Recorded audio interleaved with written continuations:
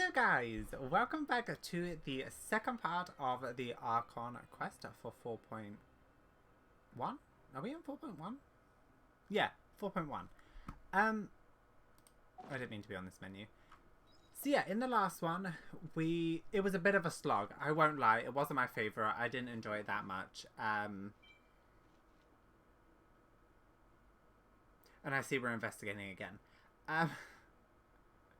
Yeah, so I liked the beginning. Well, let's actually get to it. So yeah, I did like the beginning parts where we met like the characters. Game? What are you doing? I have just had like 50 things open. Yeah, I did like the beginning bit where we, met Risley and the Melazine and Novelette. Oh, and Arlecchino, father, of course. Then it kind of got a bit boring, I won't lie. And now we're doing some more investigation. Hopefully the game is okay. I do apologize. It did pick up slightly at the end. There are some people talking over there. Let's listen in on the conversation. Hello?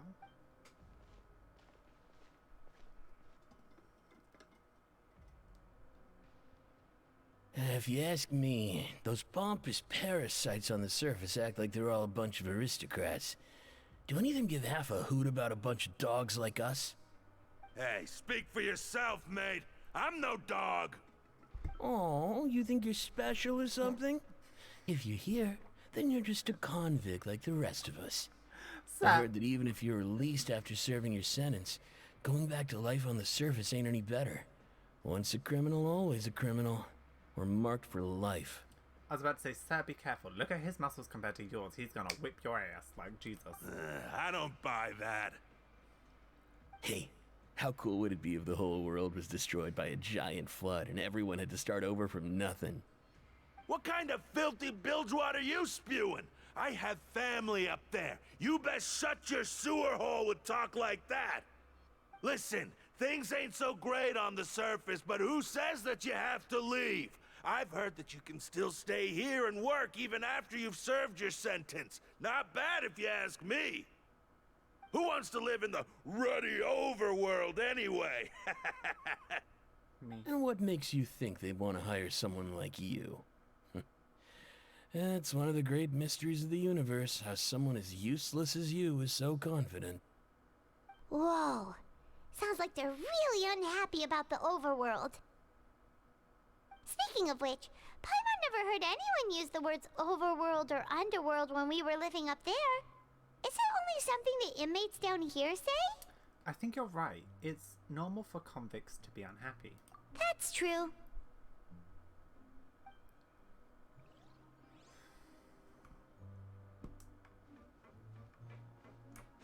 Miss Lynette. Where else am I going? Oh, over this way. Alright, let's go. I need to fix a few of Linny and Lynette's builds. I'm building them both as DPSs. Because I want to. There's a group of people over there. Let's go listen in. So I said, that's not a faucet. Hey, who are you two? Why'd you come over all of a sudden? Oh, sorry for eavesdropping. Sounds like you were talking about something private. What's the matter? Fine. They're just looking to join in on our fun, that's all. Hey, don't pretend like it's okay for them to just interrupt us like that. Yeah, fine. You're lucky we don't mind extroverts that much. Thanks, you guys are really nice. You hear that, Quisto? What nice! Quisto? Your expressions tell me you're looking to hear some juicy info, am I right? But before that, it just so happens that I know you two. Really? Are we that famous? You're kidding. How often does anyone get a personal tour led by His Grace himself? Practically everyone was talking about it. Word has it that you also caused quite the kerfuffle. Kerfuffle? Oh, it was just a little mistake. A little mistake, huh? I like the way you put it. You see, people with a good attitude can join our group anytime, unlike some of the others here. Oh, he has that, like... I don't even know how to... Like, I want to say it's like New York-y twang. Like, the gangster, like, mob boss. Is it Italian? I don't know. I'm not good with accents and stuff, but, like, you guys get it. You know when they do, like Godfather, like that. It's got that, like, twang. I don't know what it is. Your group? I'm Quisto, No, let the other and one this speak is now. Lavaroon. People usually call us the Bombshell Bros, but don't worry. We're not playing with bombs or anything. It's just that our information is always so explosive, and we blow minds on the regular. Oh, I wanted to get clear. So, you two really like to gossip? Whew, you sure know how to embellish. No. You don't get it. Knowing intelligence will make things better for you here. For example, knowing who's working with whom, who has the latest rumors, who's not getting along. Wouldn't you like to know all that? Sure, fill us in. Whoa, all this info's worth something, you know? You should prove you're worthy of it. I don't mind him. Quisto's always this way. Just play nice and say something to massage his ego. The welfare meals. Talk about the welfare meals. I ate the most incredible welfare meal recently. Right. That meal we had yesterday was super delicious. Paimon can still taste it whenever she closes her eyes. Is that so? To tell you the truth, I've been helping out with making those welfare meals. I've been working as a kitchen assistant for about a month and a half now. Are we going to ask him about his meat? Oh, The so meat, not you're his the meat. one who made those delicious steaks. Amazing. You could be a professional chef. You are correct. I am a true professional. In fact, I even went to culinary school. But enough about that.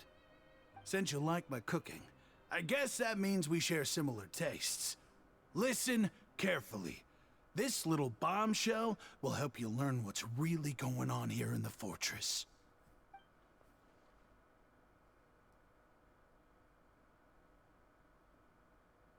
Don't be upset, he's a good feather.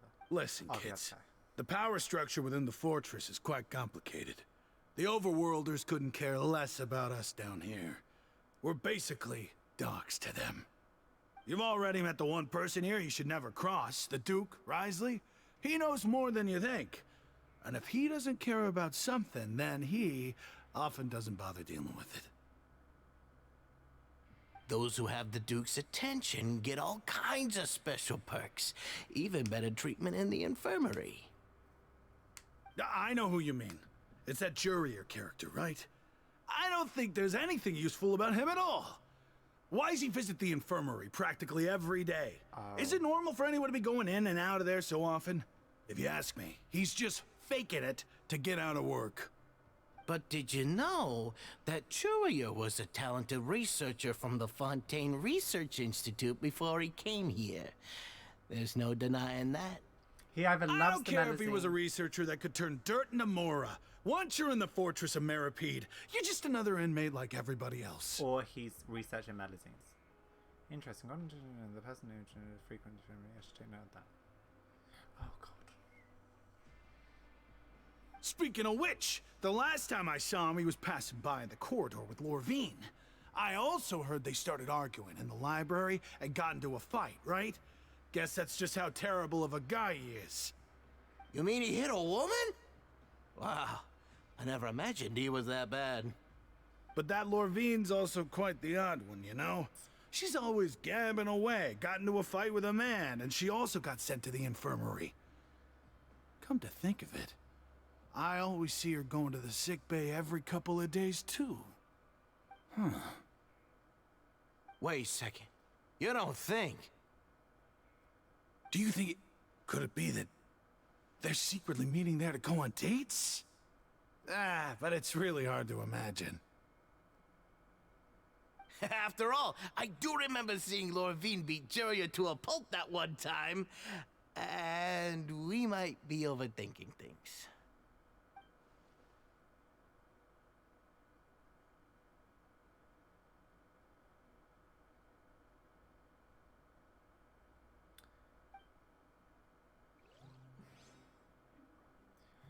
Ah, that was the one actually like kind of fun interaction, and they just do that. Okay. Lynette, we run.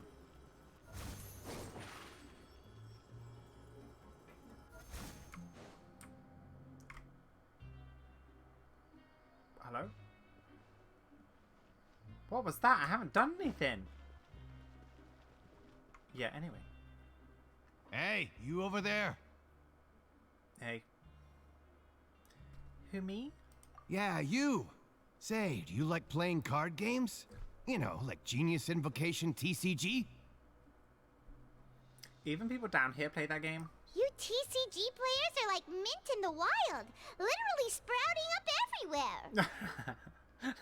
Hey, come on now. What's wrong with finding fellow Invocation aficionados? Anyway, care to join me for a game? No thanks, we're busy with other things at the moment. All right. No pressure. But why would you be looking for people to play Genius Invocation in a place like this? Don't people usually come here to fight? Whether you're throwing down cards or throwing punches, it's all a competition, isn't it? It's all the same in my eyes. There are lots of card players here in the fortress. When I saw you, I immediately thought, hey, even outsiders from other nations play cards. So I came over to say hi. Would you mind chatting with us for a moment? Sure. Great! Since you've been here longer than us, you need to flex your seniority a little bit, right? Maybe you could start by telling us newcomers some stories about this place. I thought you would have already heard everything by now. All right, then. Did you have anything specific in mind? Or do you want me to just pick a topic? Why don't you pick? We'll let you know if we've heard it already. All right. Have you heard any strange rumors since you've arrived? Yes, we have. Then, did you know that there are some people who are always gossiping over in the corner? You mean those two? Yes, you've already met those two. They're quite a pair. They always keep an eye out for the latest happenings and gossip about everything. I've never seen anyone with more time on their hands. I heard that they used to be a chef and a bartender before they were sent down here. You know how bartenders are, always chatting with customers. And chefs love to pass the time just hanging out when they're not cooking. Good to know. Do you have anything else to tell us? Let me think. Sounds like you want to hear something a little more tantalizing. Yeah, I do. Oh, My god, we're only 12 Did you minutes know in. that the Duke was also a convict in the fortress of Meripede before? Huh? Wait, are you serious? That's right. The Duke was an inmate just like you and me. Seems he was exiled here for committing some crime. Who knows how he ended up rising up to become the warden, though. To go from an ordinary inmate to becoming the manager of the whole place? I'm not gonna lie, I kinda respect that. By the way, do you happen to know anything about the Forbidden Zone? A forbidden zone? Sounds like something that someone just made up. I've never heard of that. Where did you hear about it? It's just a rumor we've been hearing, but no worries if you've never heard of it. Do you have anything else you can tell us? Anything else? Not that I can think of, but I'll be sure to tell you anything interesting I hear next time. You'll have to play a game of Genius Invocation with me first, though. Okay, we've talked to just about everyone, and it's about time for us to go meet Linny. According to the card he left us, we should go meet him in the production zone.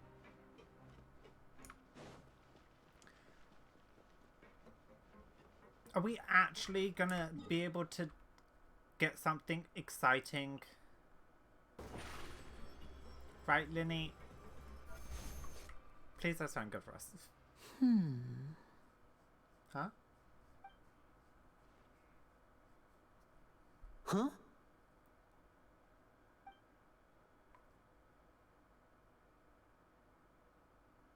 That look in your eyes. You found something? A little something, yeah. Hey, this is no time to be modest. Just tell him we found a boatload of information. Oh, as expected of the legendary duo, you have my full and undivided attention.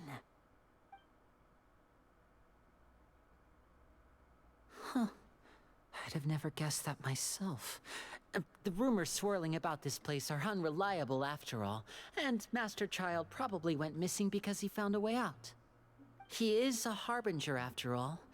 I suppose he's much more resourceful than I initially gave him credit for. I'm pretty sure he's trapped somewhere. Unfortunately, this isn't enough for our final report to Father. We need to find out Master Child's exact whereabouts. Father told me that even though Master Child said he was just coming to Fontaine for a vacation, he actually had some personal reasons. His agenda might be linked to his disappearance. The most important thing right now is we catch up to him. His escape route is already flooded, so we'll have to task someone with professional diving skills to chase after him. Well, when you put it that way, it's obvious that only Fremine would be up to the task. Bingo! Is he around? He's working today. Coming here as a group would have attracted too much attention. I'll talk to him about it later. Please do, we're counting on you. It's the least I can do. We're all in this together, so it's only fair for us to fulfill our end of the bargain. Honestly, I'm far more impressed by you guys managing to collect all this information right under Risley's watchful eyes.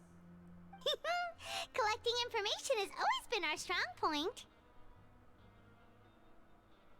Now, let me think. To find out more information, Fremine will have to retrace Master Child's original route. And if he's to do that, he'll have to set out on the next pipe cleaning day at the earliest. That's 6 days from now.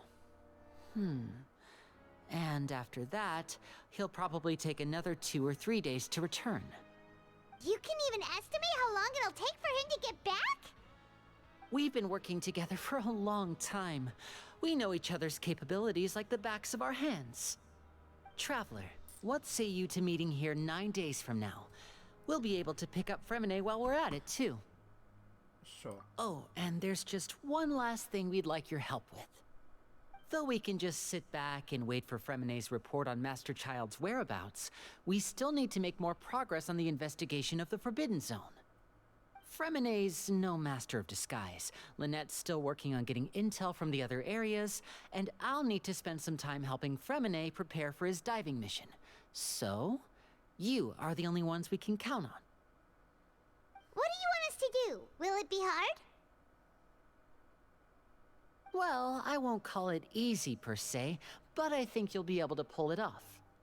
Listen carefully. You'll need to find an excuse to get into the infirmary and investigate the room and environs. You've mentioned several sketchy-looking people always meeting at the infirmary earlier, so it probably has something to do with the secret we're hoping to uncover. You've already met the head nurse, so she'll be less suspicious of you. Investigate the internal structure of the infirmary and any active dealings within, and pass those on to me alongside anything else you're able to discover. But also, there's no need to take risks. Don't forget, safety always comes first. Sounds good, I'll give it my best shot. My apologies, I just started rambling out of habit. It was almost as if I was talking to my younger brother. But that's not a bad thing, right? But what if I'm the older brother? All right, then we'll head out as soon as we finish our prep. Let's go our separate ways for now, then. Don't forget, we meet here again in 9 days. Stay safe.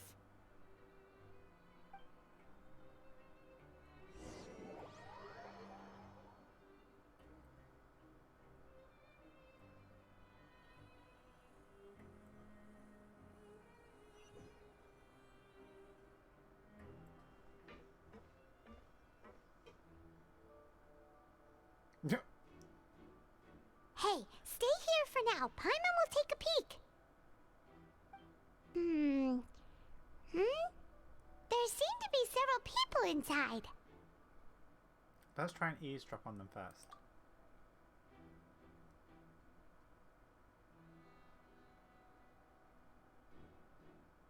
Right. I feel like It's not impossible. So...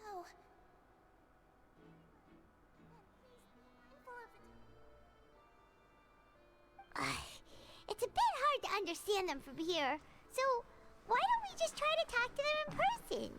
Let's go as soon as you're ready.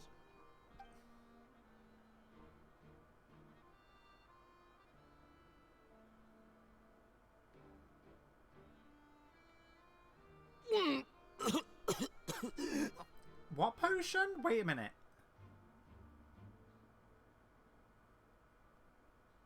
Someone! Please help! He's sick!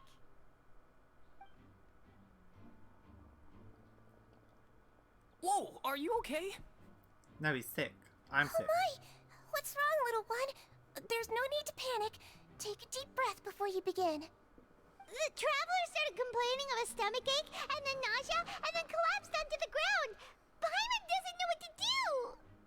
Freezing limbs, twitching fingers, and pale complexion? Could it be poison? Let me take a look. Please, lie down over here. Oof, my stomach really hurts. Don't worry, I'll get you to the bed safely. Here, hold on to my shoulder and walk slowly. I really like her. You can do it, traveler. Thank you, I'm sorry. Don't apologize. You're sick after all. Now, please relax. I'm just going to do a preliminary checkup on you.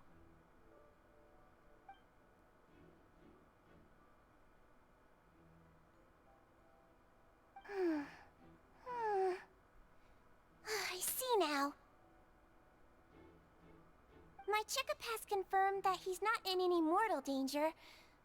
That's our worst fear out of the way. Eh? Oh, that's good. But... I'll continue my diagnosis of the patient now. Please, relax and take a deep breath.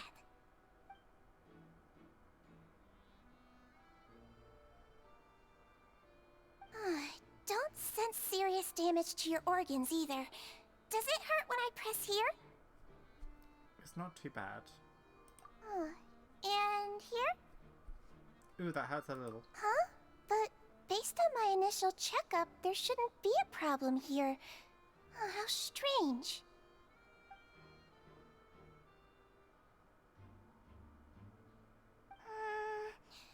What about here? Does this hurt? No, not really. I can barely feel it. Oh. I understand. So that's what it is. I think you just ate something that disagreed with you. That's all. Nothing too serious. Outside of a pretty bad stomachache when it decides to act up. So that's what it is. Thank goodness it's not anything more serious. Yeah, thank goodness. And there have been other inmates complaining about the food recently. I'll inform our head chef, Mr. Wolsey, of this problem as soon as possible.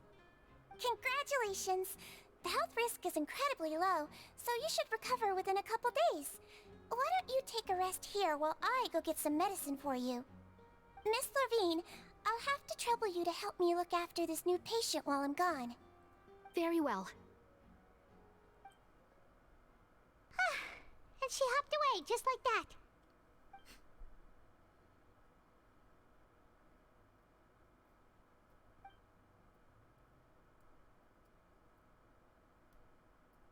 Hello. So how are you feeling now? Still not great. I can consider but the guy seems to have noticed. He's looking in my direction too. His stomach ache's really bad.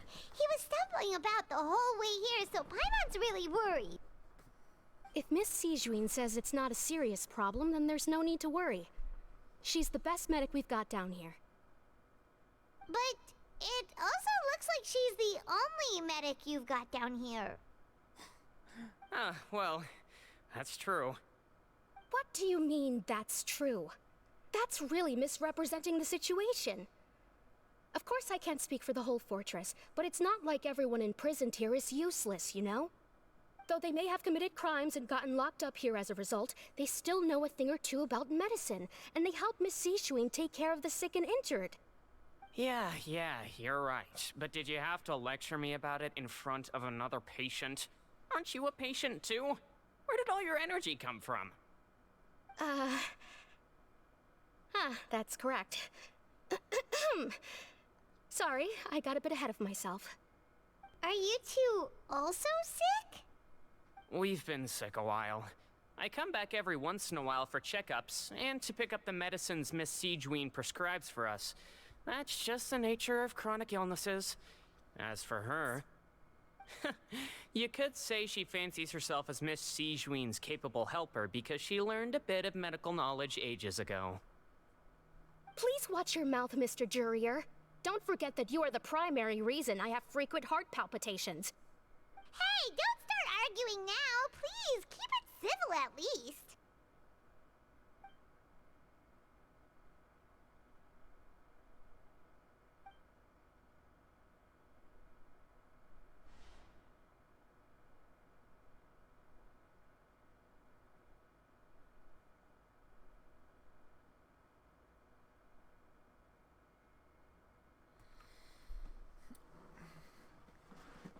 Okay.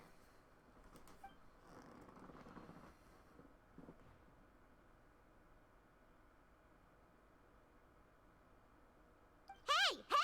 There's no need to fight! Everyone will be released someday, so there's no need to argue over silly things like this!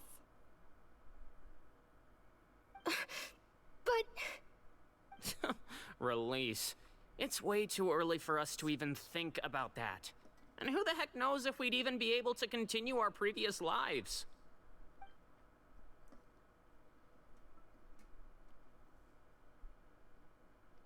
Okay, there's a movable hatch. Gotcha. Please allow me to end this boring and useless conversation. Oh, and Mr. Jurier, I don't want to see your face here again anytime soon. And same to you, Miss Lorvine.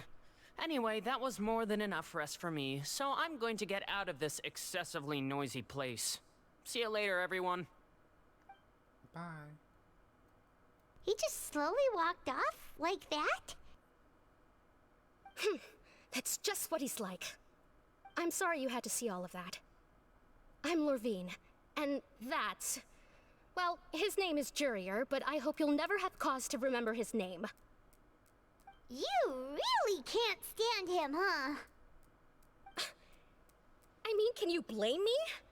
Who would like someone who's as arrogant and obsessed with weird research topics as he is? Weird. But there's no need to keep dwelling on him. I'll accompany you two for a while. Miss Sijuin should be back soon, and I'm sure you'll feel better as soon as you've had some of her medicine. Thank you for looking after me. No, it's nothing. I'm back! Did you rest like you promised? Thank you for getting our medicine, Miss Sijuin. Did you all cooperate with your bed rest? I trust that nobody got up to walk around. Good. Here, this should be 2 days' worth of medicine for you. Take 1 pill now, and then continue your bed rest.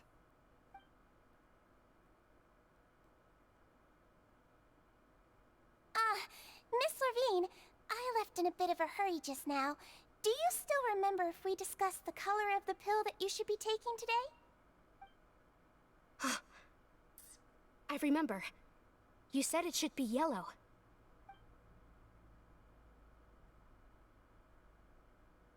Yellow, huh? I understand. These are yours. Please, make sure to go to bed early after taking them tonight. You'll benefit from a good night's sleep. All right, then I'll also be on my way now. I hope you feel better soon, too. Thanks. You too. See ya! I'm going to fill out your medical record now. You're widely known as the Traveler, right? I just want to double-check a few details, if that's all right with you. Sure. Those two made quite the commotion just now, so why don't we let the Traveler rest? Paimon can answer the questions instead. So his primary symptoms are abdominal pain with secondary symptoms of nausea. Is there anything else? That's it. All right then. Is there anything we should know besides to take the meds? No, his base constitution is quite good, so I'm sure he'll recover quite quickly after taking the medicine. Please make sure to stick to bland or less stimulating foods, and don't stay up too late at night. Got it! Paimon will hold the Traveler to that for sure.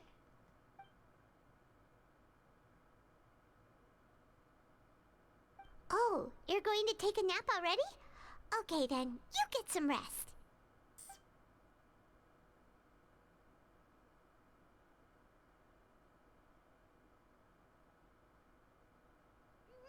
We've been to lots of places together.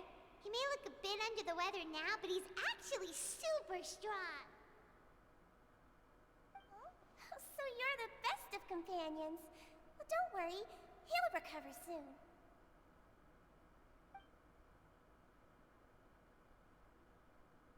Ah, you're awake. How do you feel? You slept for a really long time, but we never left. I feel a lot better, thank you both. Well, now you can go back without a worry in the world. Remember to take your meds regularly, and remember bland foods. Thank you, Miss Sijween.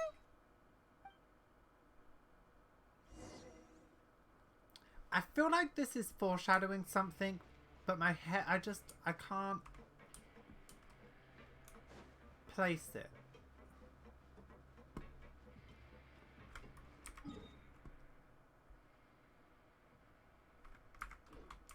Oh, are we actually on the same level?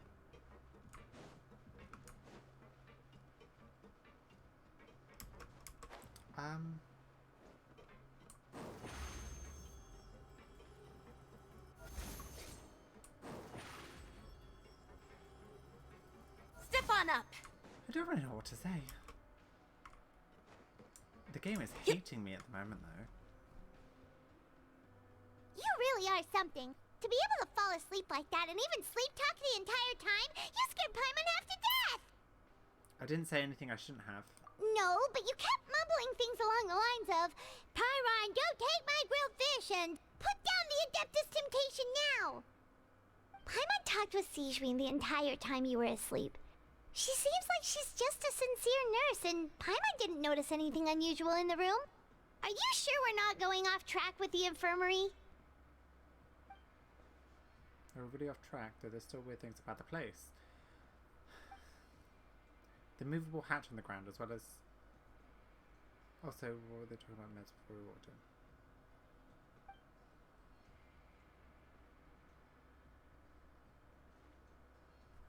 Paimon, hear me out. Whoa!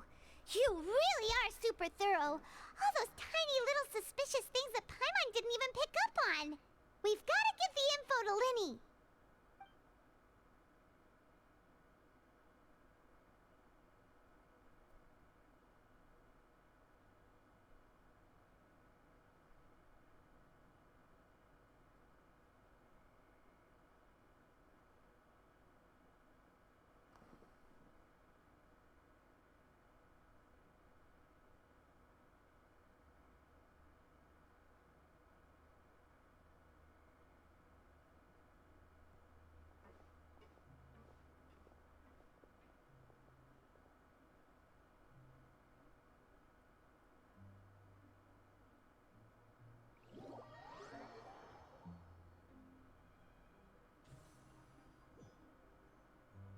Today's the day! Let's go meet up with Linny!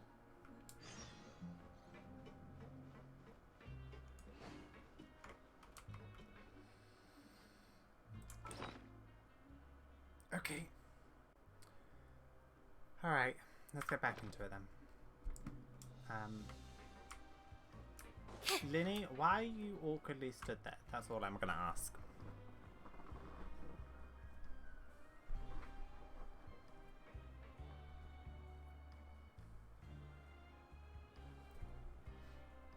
Oh! Staring match.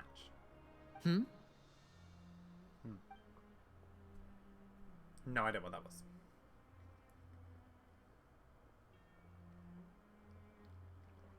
Did you two run into any trouble over the past few days? No, we just worked our shifts according to the schedule. Nothing weird happened.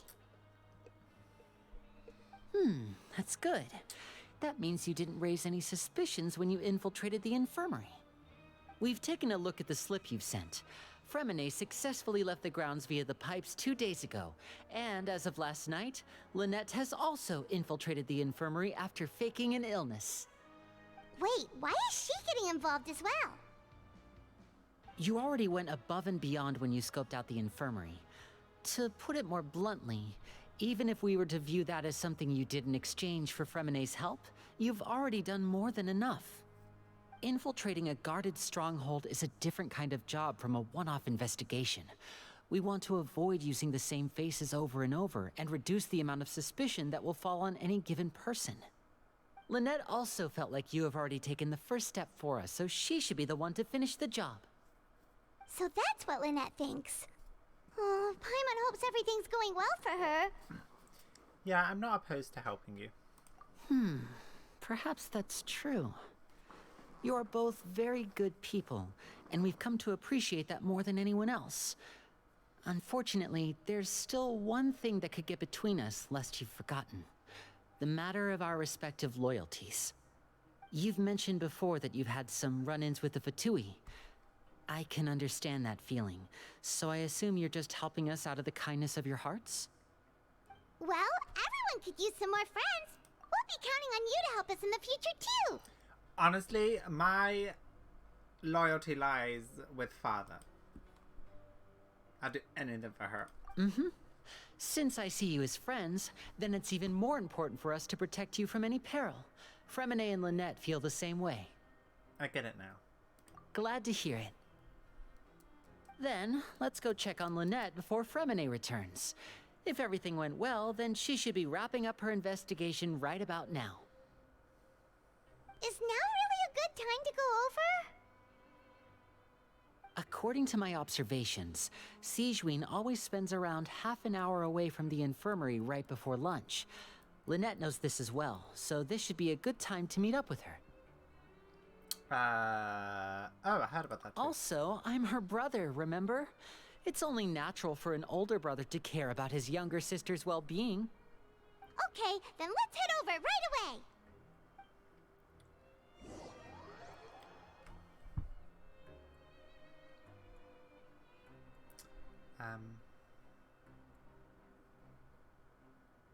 Is something gonna happen in this Archon quest?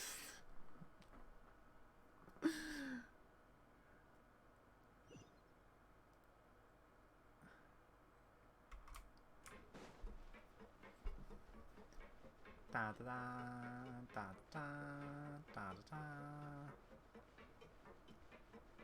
Wee. Lynette should be here right now. Huh. Weird. Strange. Lynette? She went down the hatch. As expected, Sigewinne isn't here, but why isn't Lynette here? Could she have found a lead and have followed it? No, Lynette rarely deviates from the plan. We agreed that if she were to make changes on the fly, she'd find a way to let me know. Unless... Let's see if there are any clues around here. We can look while we wait for her. Who knows? Maybe she'll be back soon. Okay.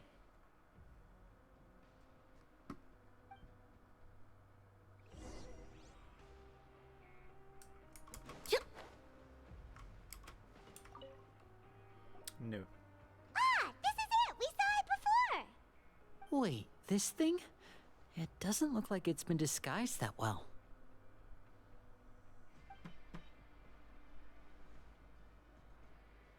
The space behind it is empty.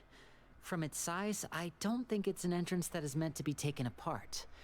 There's probably a mechanism around here somewhere. Could Lynette have tried to get inside? But if that's the case, she would have contacted me for sure.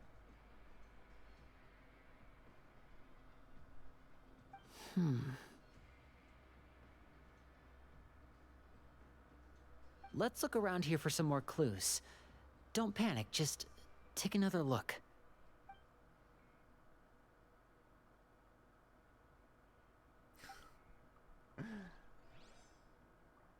I mean, it is his sister, I don't blame him. There are some books here and a few files. They all look like medical records. Advanced nursing, how to raise the spirit of your patients, a quick guide to the psychology of emotions, and the meaning of laughter. These sure are some interesting books. Who knew Sigewinne would be interested in these kinds of things? She even has books on understanding people's motivations and feelings. Is it because she's a Melusine? Or does she have a need to understand her patient's emotional state? Maybe both. Seems quite normal to me. These are skills that would come in handy for a nurse from time to time.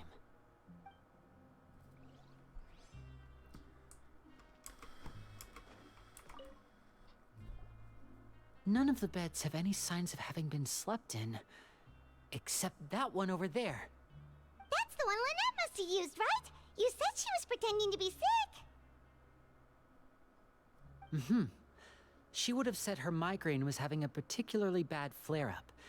Generally speaking, the head nurse would then ask her to lie down and rest, while she left to retrieve the medication. But the bed is still unmade. Which means either the head nurse didn't return the entire time from when Lynette laid down up until she left the bed, or the nurse intentionally left it this way. Oh no, that's not a good sign. He's starting to panic, bless him.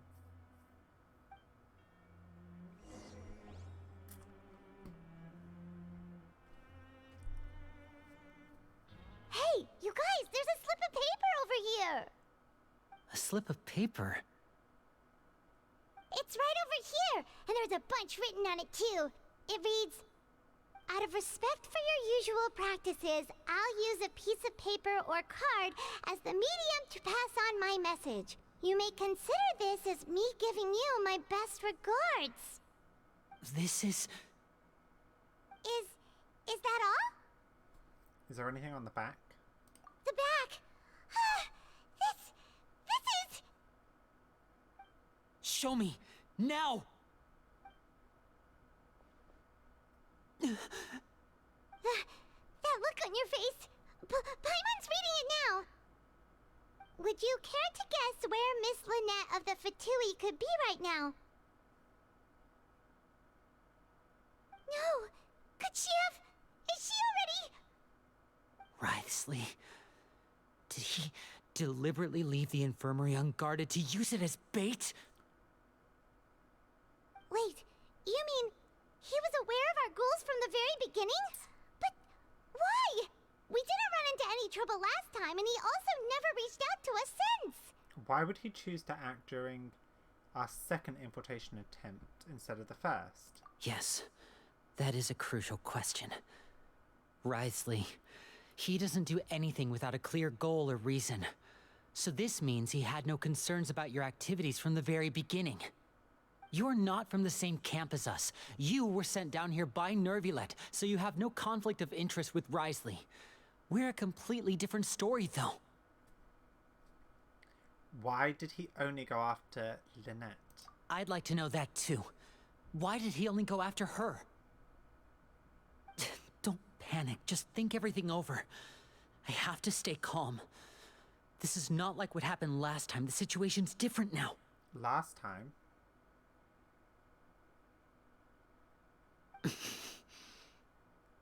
What happened last time? Wait, you're right. Wait, but that means... Femine. The fact that Fremine was able to leave the grounds... Could Wriothesley have let him go as well? But what does he gain by letting Fremine leave like that? I get it now, I don't. He deliberately made them both disappear. So he's challenging me and trying to provoke me, I'm sure of it. We never should have sent out Fremine. We had to go through all that trouble to find an opening to sneak him around the guards and into the pipe, and we even thought luck was on our side. If Wriothesley let him leave on purpose, then he's probably in a terrible spot now as well. Lenny's getting more and more panicked. We have to calm him down. Lenny, calm down. Don't be like this, Lenny. Fremine wouldn't have left if we hadn't told you about Child. That was our fault. No. I'm the leader of this operation, and I'm the one responsible for this team. I was the one who failed to protect them. I'll go talk to Wriothesley. Hey, don't be reckless! Traveler, please, talk some sense into him! I simply cannot allow Lynette to be abducted again. I have to go. I'll find a way to get them back!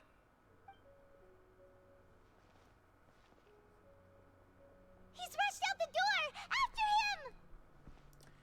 I mean, I get it. Ah, Sinjwin, however you say her name. Right. I feel like we still have some room to make changes on these details. It's not impossible, but it'll require extensive testing. Is that so? Very well. Then please be mindful of the time. Huh? Oh, she's a Melazine. She can see things. Is someone? Pack everything up. Whoever's outside is eavesdropping. They'll probably come in once we stop talking. Someone! Please help! He's sick!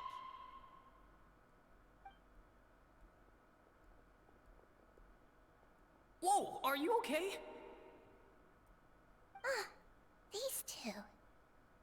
As expected, they've already found this place. Oh, they are quite sharp. What a delightful turn of events.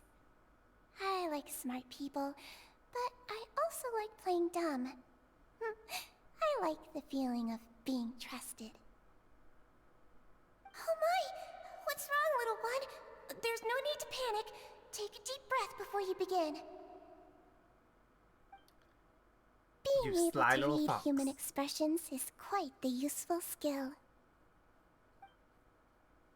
Lenny! Wait! It's no use. We have to catch up to him.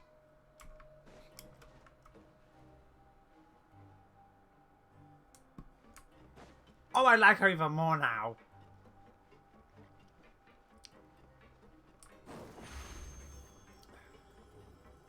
Over here. He's already out of sight. How is he so fast? Let's go head him off at Risley's office. It's here, right? Yeah. Wait, where's the entrance? Here. Wait, I'm so intrigued by Miss Melazine. How do you say her name? Sinjwinch? Sinjwinch? I'm excited that something's finally happening.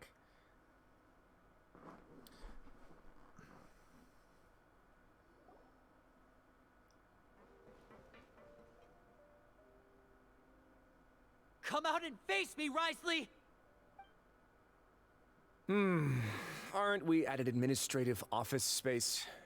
Why don't you at least try to follow even a couple rules from the fortress's indoor management regulations? What did you do to my sister? I ran into the young miss at the infirmary. I'd heard that she was suffering from quite the migraine, so I decided to invite her over for a cup of tea. I do have some teas in my collection that can work wonders against such an illness. Stop joking around! Where did you take my siblings?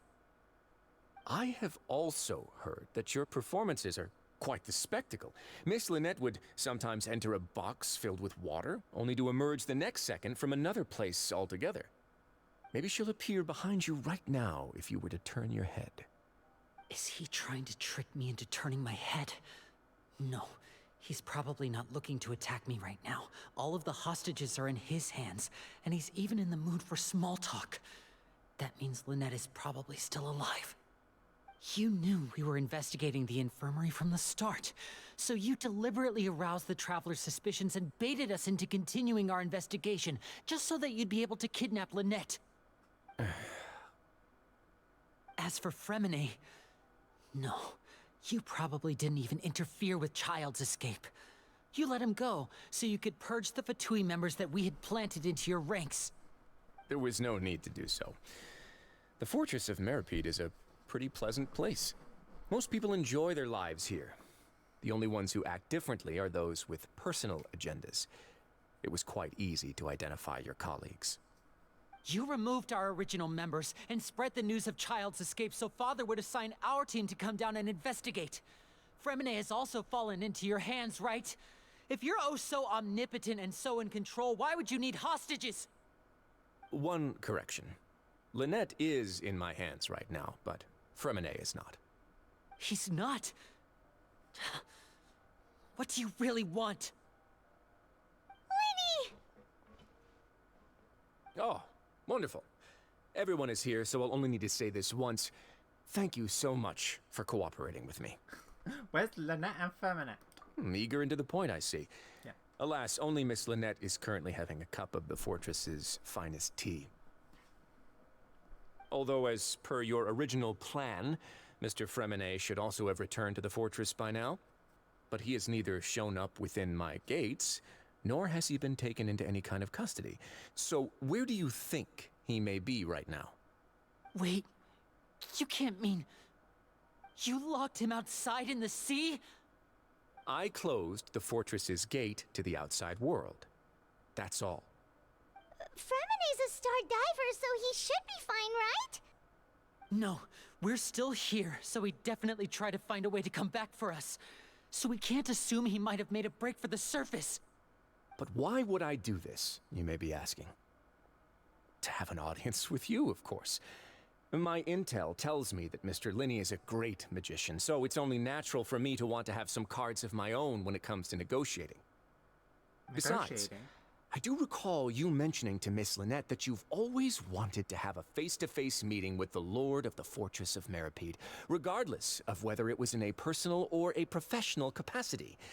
Well, you got your wish. So, you've been keeping tabs on us before we even set foot in the fortress. Some of my folks just happened to hear a thing or two, that's all. In any case, I will be straight with you. I was willing to play dumb and turn a blind eye, so we had a pleasant few days playing games together here. But once you started focusing on the Forbidden Zone, all of that changed. Mr. Linney, the cards are stacked against you right now. Miss Lynette is in my hands, and Mr. Freminet is still slowly being pickled out there in the brine. You know just as well as I that he cannot last out there forever. You need do but one thing to guarantee their safety. I would like you to contact your superior, and ideally invite her over for a cup of tea with me. You want to see Father? But why should she bother giving you an audience? Well, if she cares for the well-being of her dearest children, she should have plenty of motivation to join me for a parents' evening. I've heard that the bonds between the members of the House of the Hearth are like the bonds of family. I don't see why she would refuse. Why did you think Father sent us to handle the Fortress of Meripede? This place is basically a no-man's land. It wouldn't be fitting for anyone as important as a harbinger like Father to come here in person. Oh, I see. So it's because she doesn't care for my place here. That's such a shame. After all, I've amassed quite the tea collection. I was looking forward to sharing it with her. Both Monsieur Neuvillette and Lady Farina have already received many samples as gifts. Was this the extent of your master plan to get to Father? No matter how much pressure you may put on me, I won't allow you to use us to blackmail her. You people really are difficult to get along with. All I'm asking for is a face-to-face conversation. Does she truly have no interest in the fortress's secret? Mr. Linney, you have one last chance to invite your father here. If you refuse... Linny!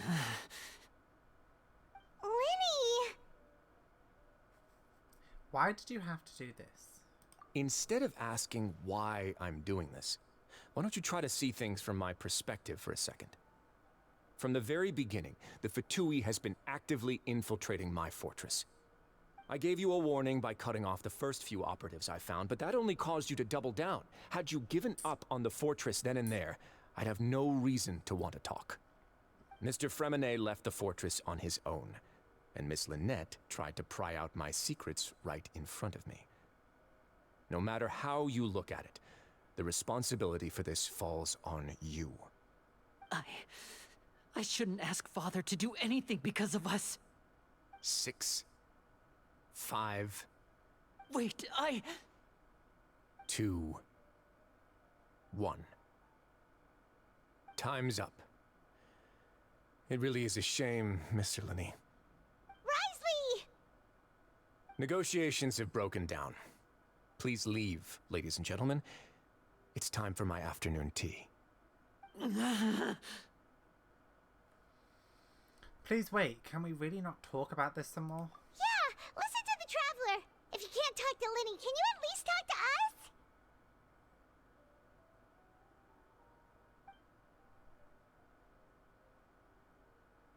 You do realize that I'm only letting you go because of Neuvillette, yes? You're here helping him out, and I've already done my best to stay out of your way. But that doesn't mean you can just do whatever you want. The fortress may be small and remote, but it still has its own set of laws. I want to say Feminine and Lynette too. The game's really struggling for some reason. Nothing else is on. Then how about this? Those who are capable deserve respect. You've spent quite some time investigating my home turf by now, so why don't you tell me a thing or two about what you found, I'll ask you 3 questions. Answer all of them correctly, and I'll agree to your request. Question 1. Dang it.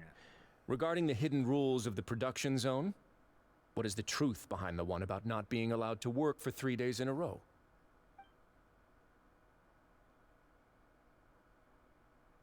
Working without rest, to not telling the... Yeah.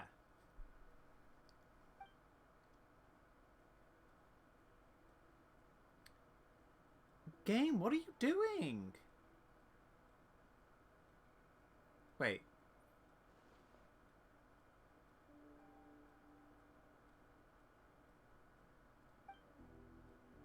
I'm so sorry. I have no idea what's going on.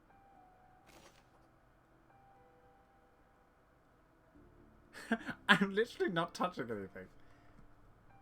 Yeah. The research notes said that the Melazine race perceived... The Fonta promoter has been struggling because he doesn't recognize the real... I've been told that the infirmary is always empty for the half hour. We often see Miss Sijween observing the prisoners at work near the production zone. It seems like she can perceive... Fonta's internal report suggests that they're starting a new trial of an unnamed and unpackaged product. But the product has to undergo a trial because even Fonta's own employees have a lot of reservations about it. According to Collins, the Pancration tournament only took... Fonta's internal report... This one, I'm guessing? Oh, wait a minute, I forgot. Fonta's internal report suggests that they're starting a new trial of an... Who will see if it will... Who will see it if you keep working consistently? I've been told that the infirmary is always empty for the half hour just before lunch. We often see Miss Sijween This one? Under what circumstances does the strange meat appear? The research notes said that the Melazine race Fonta's internal reports we often see Miss Sijween. The Fonta promoter has been struggling because he doesn't recognize the real I've been told that the infirmary is always empty for the half hour Under what circumstance? Working for 3 days? But that's not one of the options, right?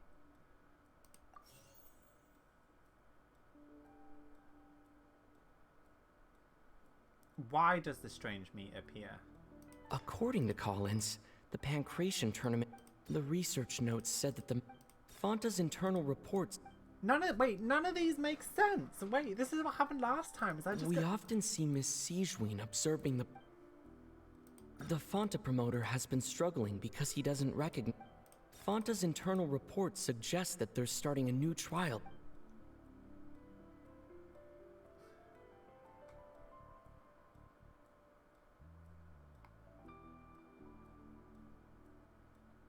The research notes said that the...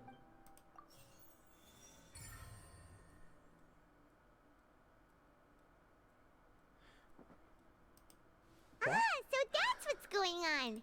Paimon understands it now. Who would have guessed?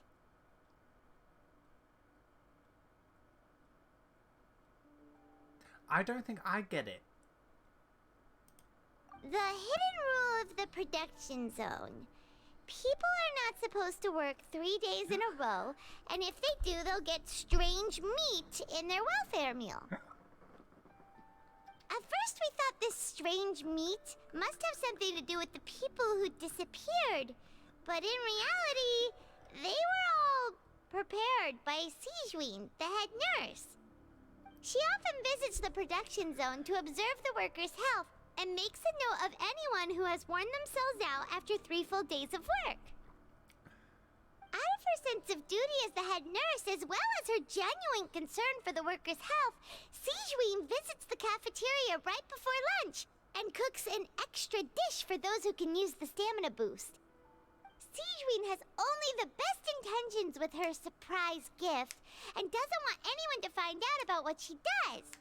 However, unfortunately, Melusines as a race perceive the world differently from humans, and their sense of aesthetics is even more alien to us. Wait, did I actually get that right? Lovingly prepared special meals cannot taste the care within and usually just freak out. Are we on the right track? Not bad. You've uncovered Sigewinne's secret and even guessed her intentions correctly as well. It's nice to know that her efforts have not gone unacknowledged. All right, now for my next question. There are also some hidden rules in the Pancration Ring, including the one that you're not allowed to support both sides of a fight. Why is that?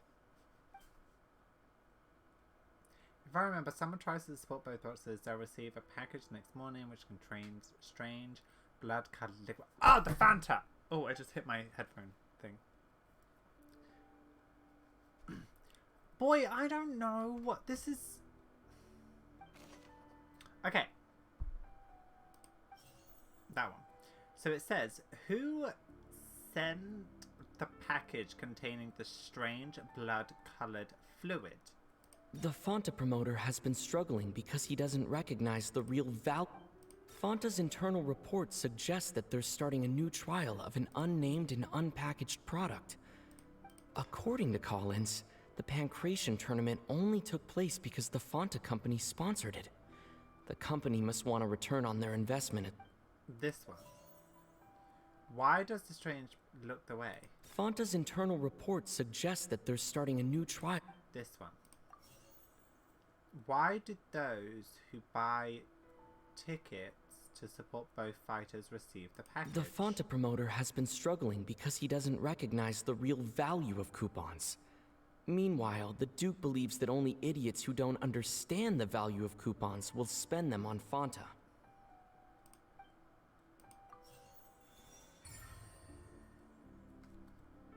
Is it just pick whatever? I don't really understand.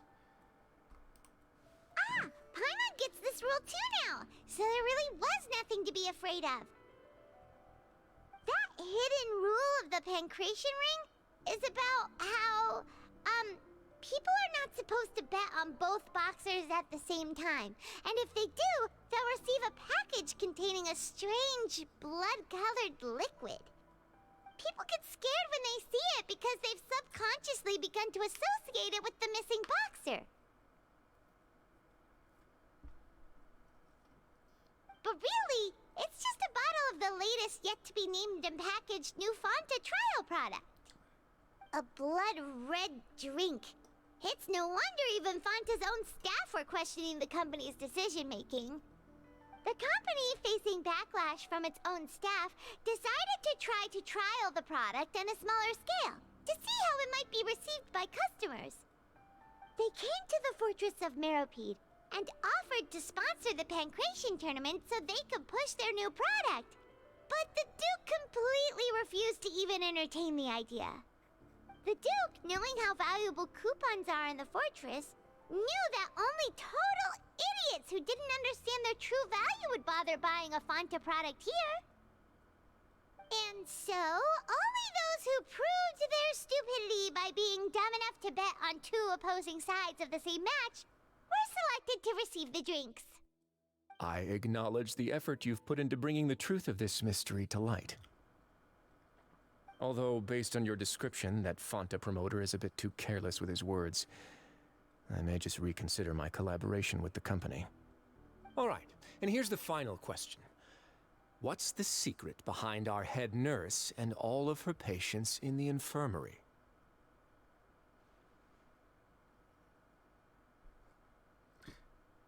Yeah. Stop your cruel and pointless games, Risley! You know that we haven't finished our investigation, so there's no way we can answer the last question. The thought of sparing Lynette and Fremine never even crossed your mind. Lily! You'll pay for this! Ah! Lily, are you alright? Whoa, whoa, whoa, whoa, what is that? Also, this picture, I'm sorry. Oh, close one. I owe you, Sigewinne. That was a fantastic shot. It was nothing, Your Grace. Sigewinne?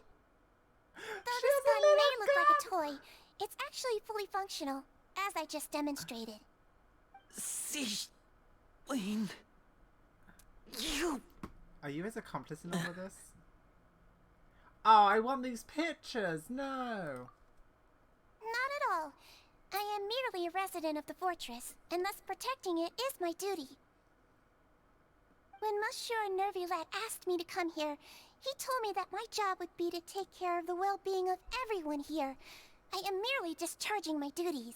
But if you mean what you just said, then isn't Linny someone you should be looking after as well? Isn't he a resident here just like the rest of us?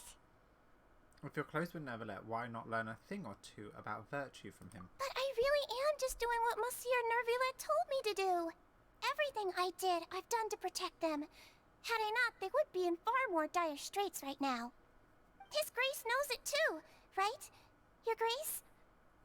Mind proving my innocence to them? My dear Sigewinne, whatever shall I do with you? Would it have killed you to just wait another minute or two? Well, it's nearly time after all. The way you do things can be truly frustrating sometimes, Your Grace. I figured I should try to talk some sense into you. What are you talking about? What time? Take me if you want. Let them go. How touching. Can you just give me one more minute? How touching. Don't be like that, Your Grace. All right, everyone, calm down. 2 more visitors will be arriving any time now. I'll go get a cup of tea. Miss Sigewinne, I leave Miss Lynette in your care. You... What are you doing? I believe I hear footsteps.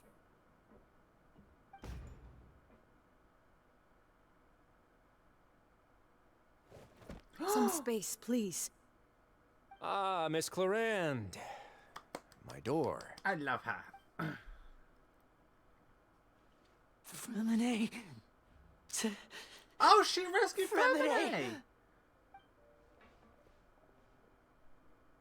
What's going on? What is Clarande doing here? I'm so confused. Work. Oh. I'm sorry about shooting you, Mr. Linny. The tranquilizing effect will begin to wear off soon. Please take it easy in the meantime, though. What happened to Fremine? Wasn't he diving just outside of the fortress? Why is he looking like this? These symptoms, it can't be. What? What symptoms?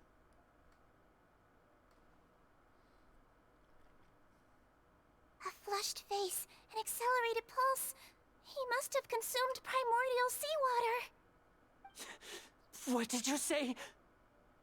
Please, make some space. I'll need to give Mr. Fremine a more thorough checkup. Your Grace, I'll leave the rest to you. I'll talk to Clarande while you get Fremine to where he needs to be. Everything else can wait.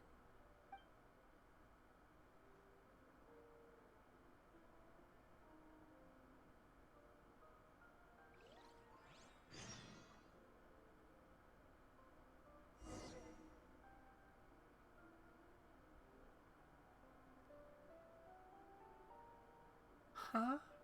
Is he not from... Is he not from Fontaine? I'm so confused.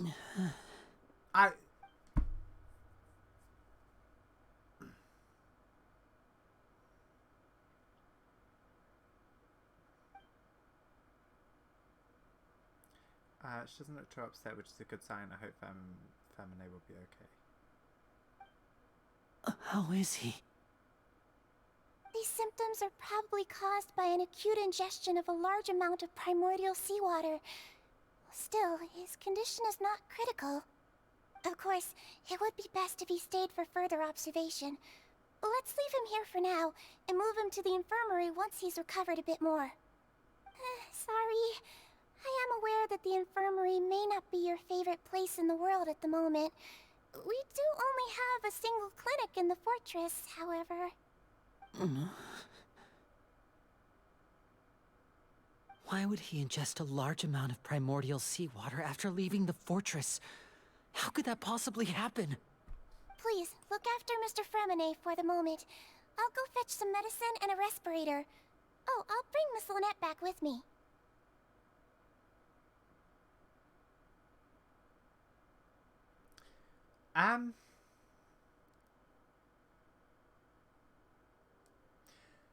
Unless there's something to do with, like, the primordial sea being connected to, like, the abyss, and, like, when Child was following it, or, like, when it was calling it, if Fermine went the same way, that's how he interacted with the primordial water.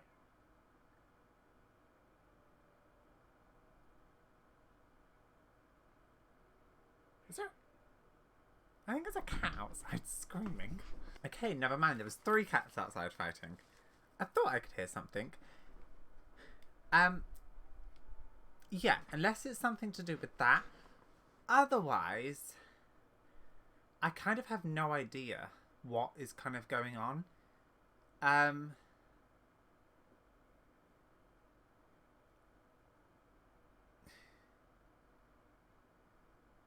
Yeah, I don't know. But I felt like the whole, like, 3-4 hours that we've had at the beginning could have just been, like, condensed. I really honestly feel like that, and I don't normally feel like that about the Archon quest. By the way, if you guys enjoy it, great for you. I'm just not feeling it, you know? Where is she? How is she right now? Oh, she just took a nap in an empty room after I tranquilized her. If my calculations are correct, she should also be waking up right around now. You might not believe me, but His Grace and I actually made some snacks and tea for her. Lenny has finally begun to stop tensing the muscles on his face. It seems he trusts what Sigrid says.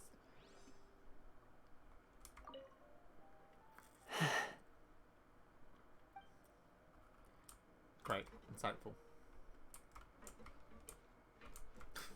They really do not give Femine lines, do they? What's that look on your face? I thought I made good time on the way back. Oh, I'm just admiring your punctuality.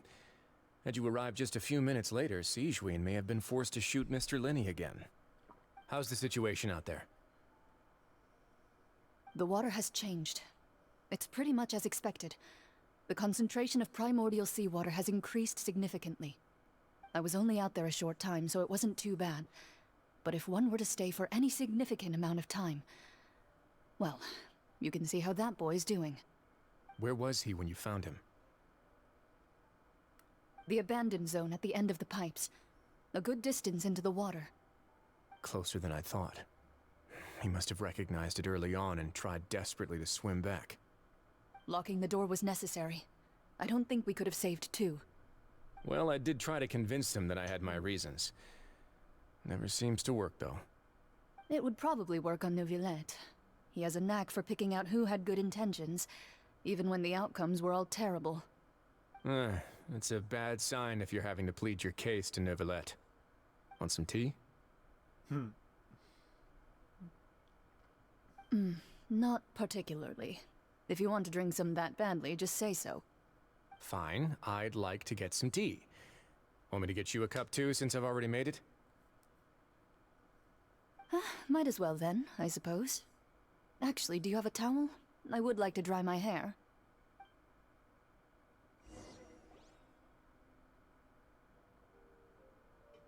Linny, are you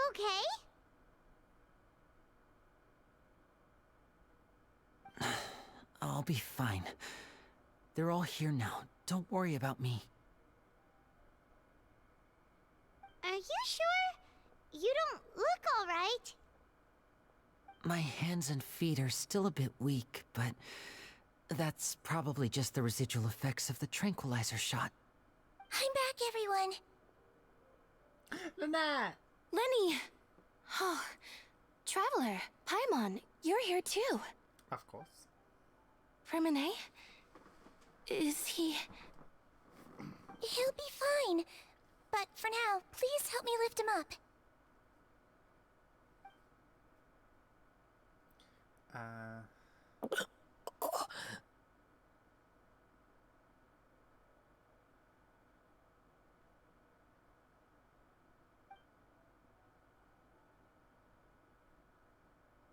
His breathing's beginning to slow down. Give me a hand and help me get him to the infirmary. Yeah, I'll take him from this side. Lynette, together? On it. Traveler, you seem pretty worried about him. Want to come with us? Very well. The Duke and Clarande are gone. They probably went to get some tea. The Duke will explain the truth in just a bit. Miss Clarande will need a break, since she only just returned from rescuing Fremine out of the sea. Clarande saved Feminine from the sea. Just what happened here? I don't know. I'm so confused.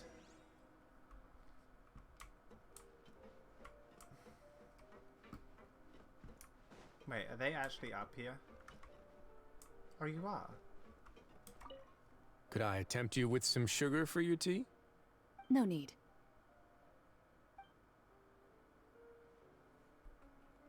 Could I tempt you with some No need. Really? Out of everything that's going on, that's all you have to say?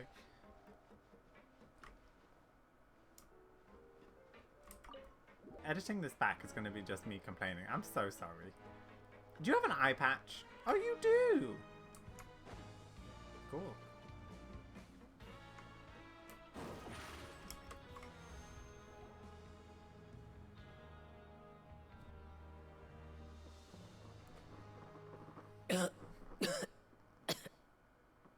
Hi again. He's awake. Fremine, how do you feel?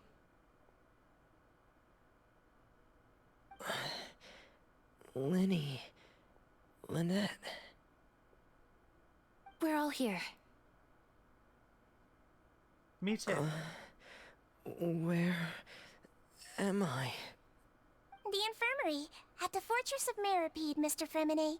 And you are no longer in any danger. How do you feel? Don't push yourself if you're not feeling up to it. Traveler. Paimon. It's been so long. The sea. There's something wrong with the seawater. Shh, it's okay. We can talk about it after you've recovered.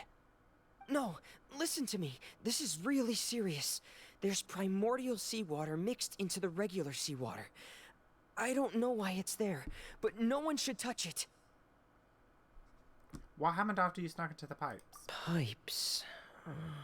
Sorry, I was texting my mom back. Right, the pipes. It's all coming back to me now.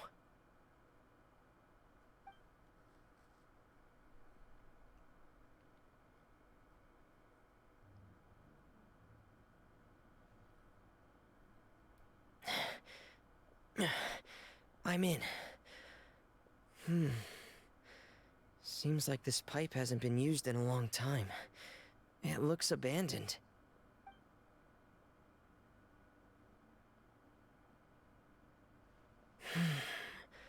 Where could Master Child be?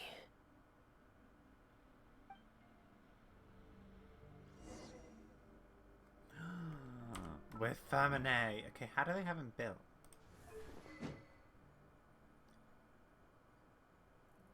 Oh, the Royal Greatsword. Upon damaging an opponent. Oh! That's actually quite nice. Okay. I don't understand what's up with the game.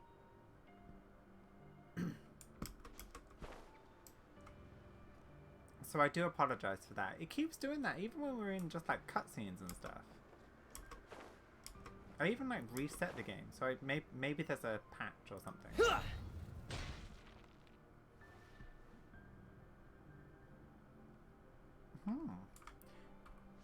What? I keep meaning to get these weapons. but I never save, so that's my fault.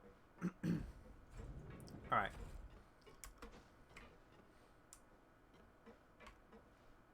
Huh. This mechanism looks like it's been tampered with. Could he have done it? I'm quite happy Fermine gets like a little moment in the spotlight, you know?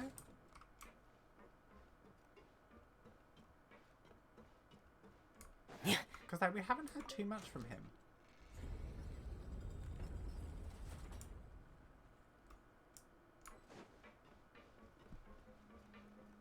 Okay.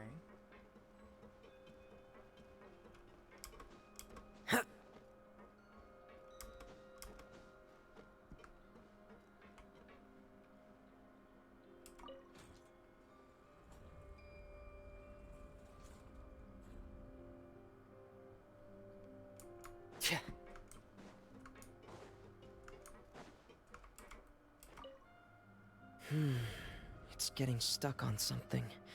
Seems like I'll have to avoid those obstacles while I turn it. Oh my god.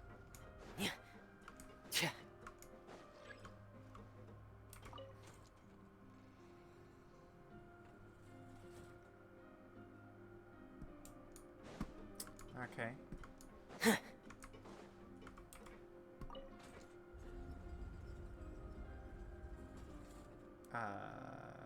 Yeah, that's the direction we're going anyway, so.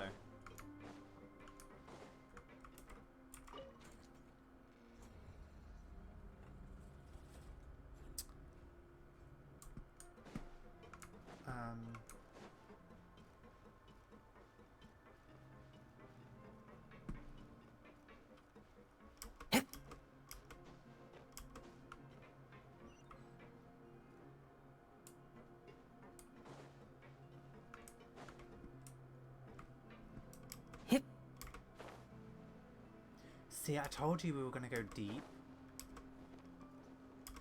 Again, something to do with the abyss, maybe? Okay, not box second broke.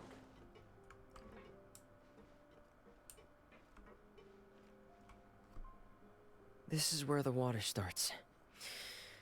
Okay. Master Child probably dived into the water. I'll go take a look as well.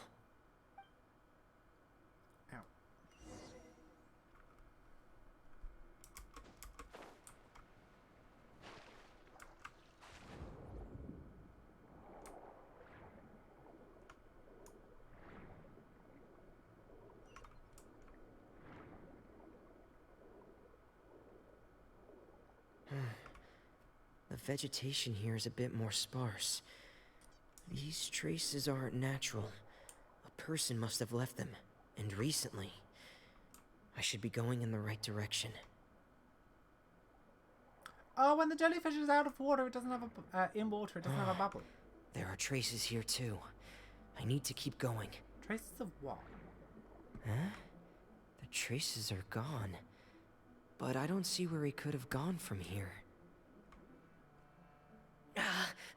Wait. What the?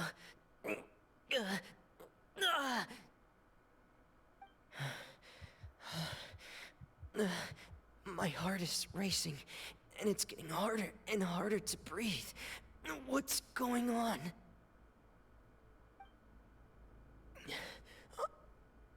No good. I have to get back. They still don't know anything about what's going on.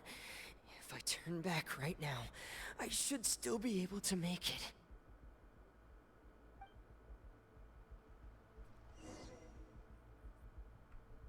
Oh.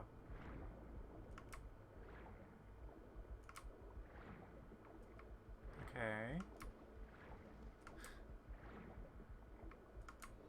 Why do I have a purple glow around me?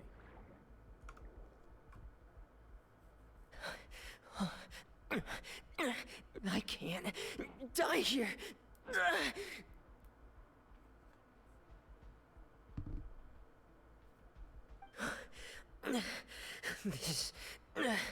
This is bad.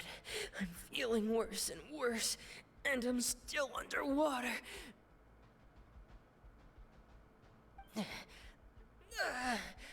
I have to push on. No, you're so close, Fermine. Oh, there she is.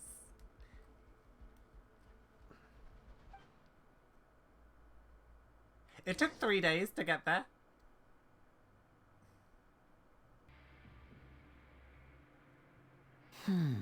So, in other words, the trail you were following vanished, and you had no idea where Master Child could have gone. But there was also no obvious place for him to have disappeared to. That's right.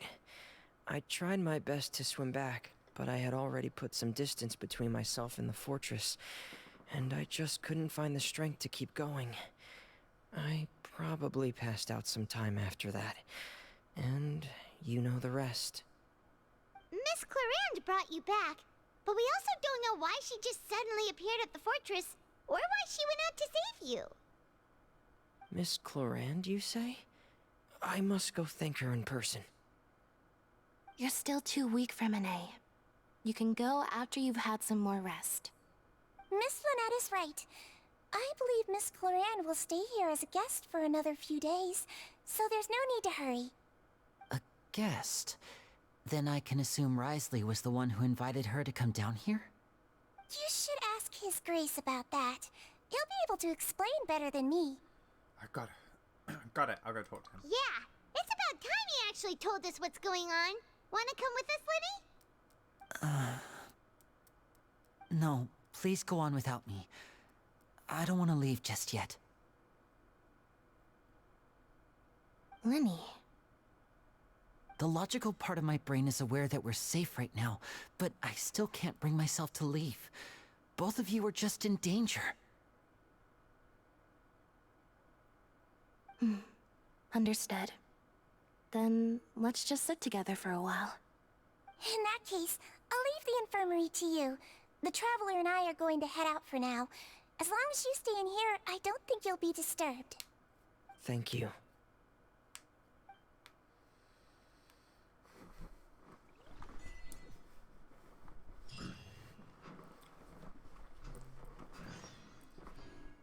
Ooh. I'm so sorry, Lenny. I'm also really sorry, Lenny. I should have been more careful. Don't say that. It was all my fault. I was the one who should have been more careful. You two were nearly... If I was stronger, maybe I would have already found Master Child. No, how can you say that? Huh? I'm sorry. What I'm hearing is, we all dropped the ball at some point during the mission, so the responsibility falls on all of us. Isn't that right? Yeah, that's right. It's on all of us. Lenny, we understand that you're worried about us, but we're worried about you as well. Please don't blame yourself. We want you to keep your spirits up. Yeah.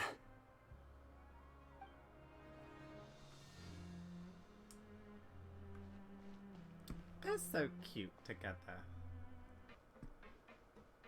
Are we gonna get some info?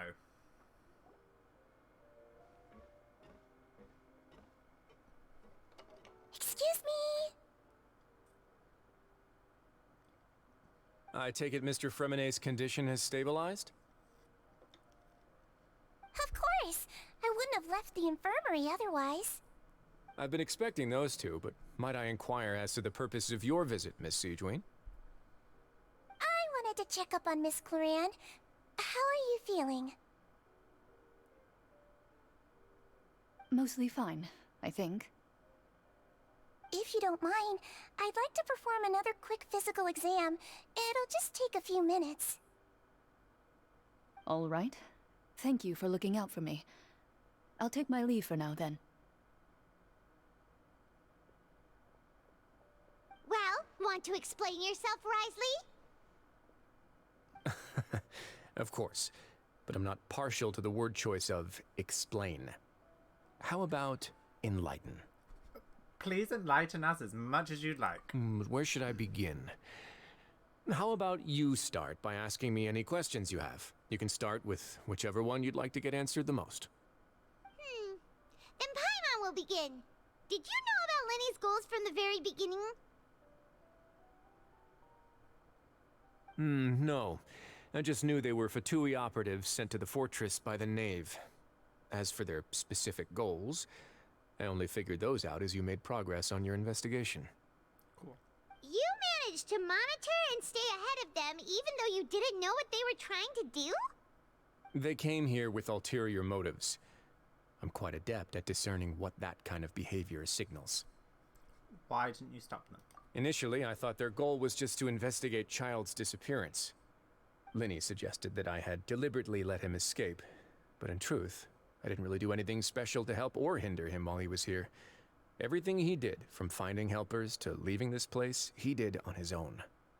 Of course, it's inevitable that the Knave would make a big deal out of her fellow Harbinger's unexplained disappearance. I'm also quite curious about where that Harbinger went, so I figured I might as well let the Fatui do their own investigative work. All I care about is the answer. So you were hoping Lenny's group would just do your work for you! You make it sound like that's a bad thing. Unfortunately, things didn't go as planned. I assume that Fremine has told you already, the ratio of primordial seawater around the fortress of Meripede is on the rise. The Forbidden Zone has always been Linny's target, and you got roped into that investigation after running into him. I began to intervene out of concern for your safety, and also to prevent the fortress from becoming entangled in more irksome matters. Are the rumors true? That you're also a former criminal? Now, why would you put it like that? Isn't staying here all day and serving as the manager of the fortress a kind of sentence unto itself? Another form of prison? I just happen to have some support from the rest of the inmates. That's all. Oh, right. Paimon wanted to ask, who invited Cloran down here? Me, of course. I paid her good mora to come down to the fortress for some field work. As a champion duelist, Miss Cloran could be considered to be an independent party. I needed to find an exceptionally capable person to help me get through the impending crisis. And saving Fremine was part of that crisis?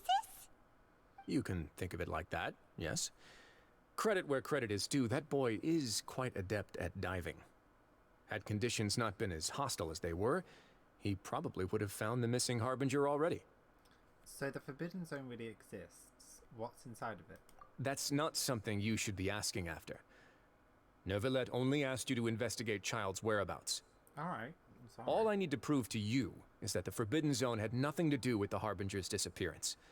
That should be clear now that you've spoken to Fremine. But we've already uncovered that there's something wrong with the infirmary, and we've answered a bunch of questions that you threw at us. Isn't it about time that you answer our last question in return? You make a compelling case. Do you really want to know the answer that badly? Mm-hmm. Yeah, Paimon really wants to know! Even if the truth may not be pleasant? Yes. Oh, yes. Follow me.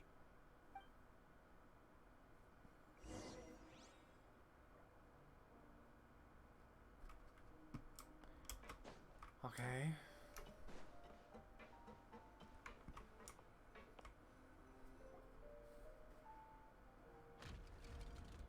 Ooh, secret staircase. There's a hidden door here? And a whole basement behind it? Huh. You're pretty good at hiding stuff, Risley. It seems you've forgotten just what kind of place the Fortress of Meripede is.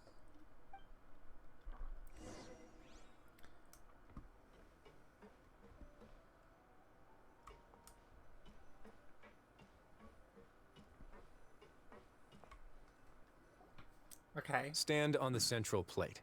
I am. Wait, is there a secret mechanism or... Whoa!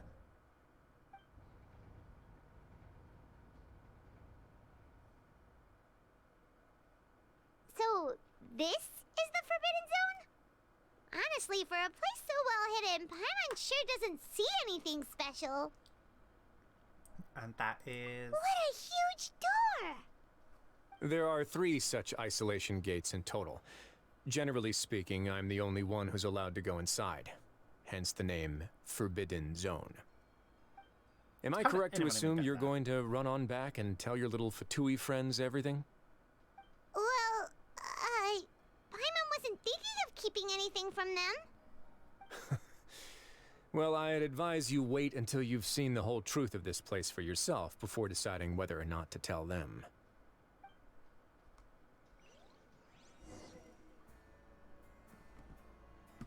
What could they possibly be hiding here?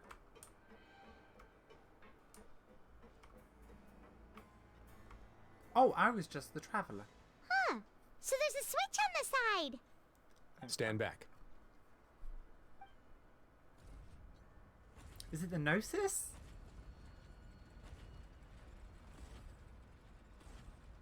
Whoa! They all just went up one by one. What's that in the middle of the room? Go on, have a look.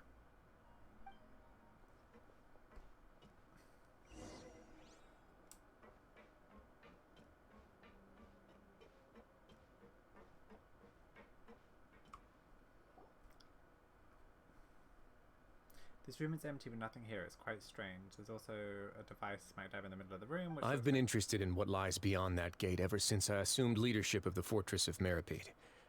Of course, it would be unwise to recklessly open it, but it'd also be risky and negligent to simply ignore any potential danger that could be behind it.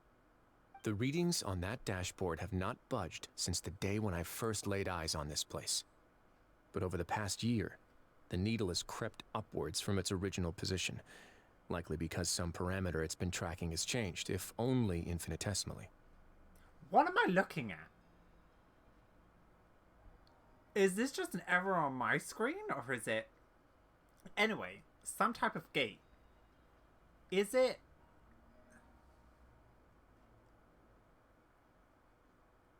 the Abyss? Is this the portal to the Abyss? I mean, we are pretty far down. Normally I would have ignored it, but I happened to have some free time when I noticed it, so I investigated. Any guesses what the reading could be tracking?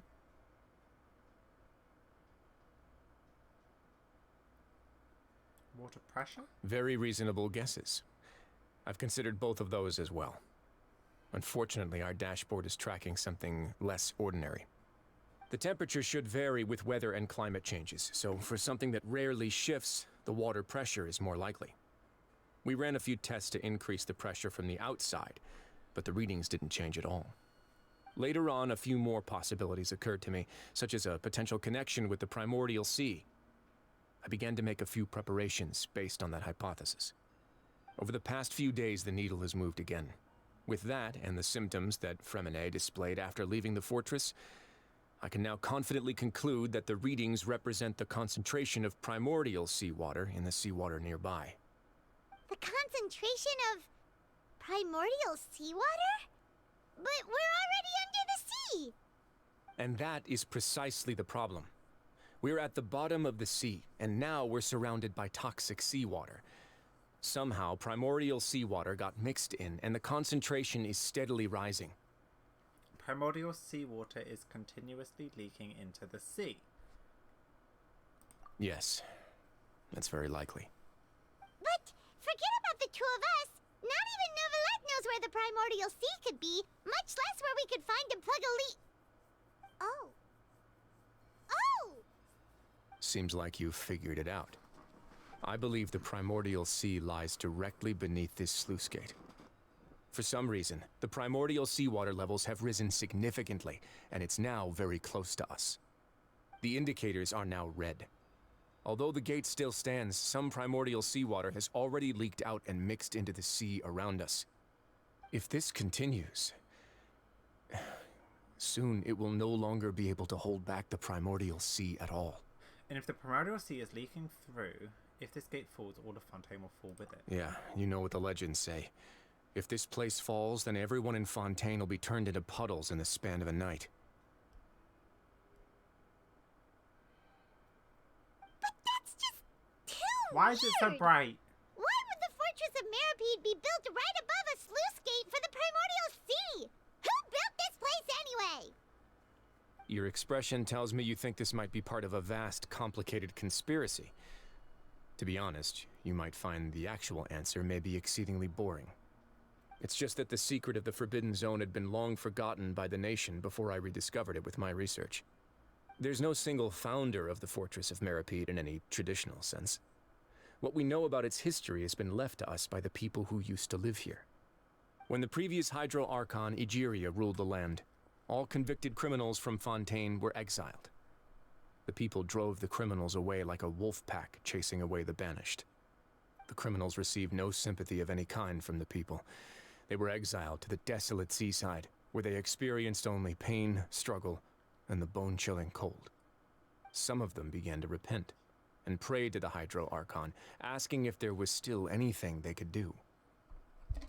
The Hydro Archon took pity on them, and said, "You may go guard my secret, deep underneath the waves." And so, leaning on the power of the Hydro Archon, they gathered underneath the sea and began to build a fortress. They became a community down there in the deeps, and over the years helped it to grow. As the number of exiles increased, more and more people joined the community. When the first group of exiles died, they left the yet unfinished fortress to their successors. The Hydro Archon continued to lend her support, allowing the fortress and what it stood for to continue growing ever larger. Before long, this dark underwater fortress became the sinner's only home.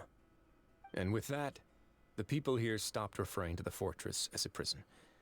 They saw themselves as repenting sinners who would regain their freedom once they had sufficiently redeemed themselves. But as time went on, people also realized that the fortress was a lonely place. Once they had gotten used to life here, they could no longer feel comfortable living in the overworld. Once they had finished serving their sentences, some people left and some others chose to stay. They'd find some idle position and let their withered souls fade away with the ancient secrets of the past. After many, many centuries, few people still remember the reason for the fortress's founding. Now they just see it as an integral pillar of Fontainian society, as the place where criminals deserve to be sent.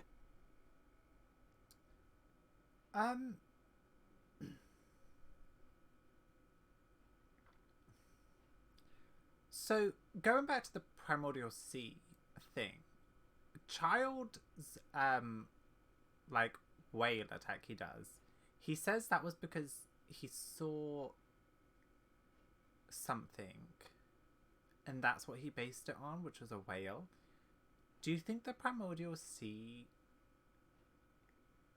is, like, its original form is like a whale? And it's, like, kind of like one of the sovereigns, but obviously not a dragon. I mean, Neverlet might not be a sovereign, so what about if the Primordial Sea is like the leftover residue of the Hydro Dragon Sovereign, and the Dragon Sovereign is represented by a whale? Because obviously we have the dragons, but there's nothing that says it needs to be in that form all the time. I don't know, I'm trying to figure this out, and I'm a bit...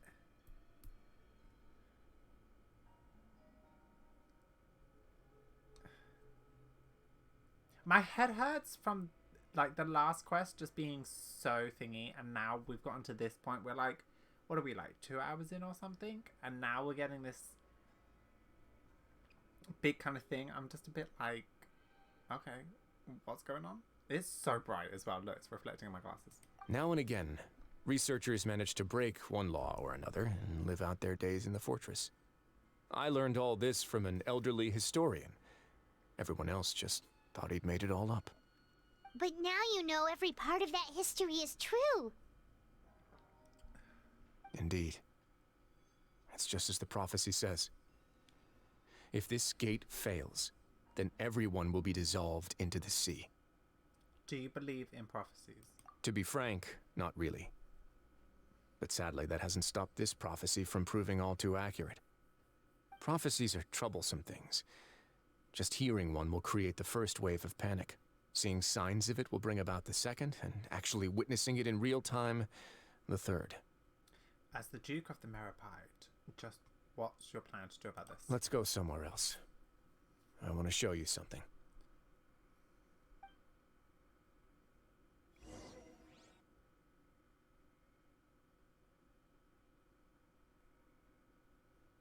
This is it. Oh, it's those two. Your Grace, perfect timing. The results from our last round of experiments have... Wait, Jurier, he's not alone! Huh? Lorvine and Jurier? No need to panic, you two. I've already told them about our plan. What? After you warned us not to tell a single soul about any of this? I'm skeptical as well. Are you sure they are trustworthy? Not really, no. The results speak for themselves, don't they? These two may already know more than you could ever imagine. All right then, if Your Grace insists. They seem harmless enough, so I'll trust them for now. Well, how about some reintroductions? This is Jurier, one of the highest-ranked researchers from the Fontaine Research Institute. He used to work under Edwin. I trust that you've heard of Edwin?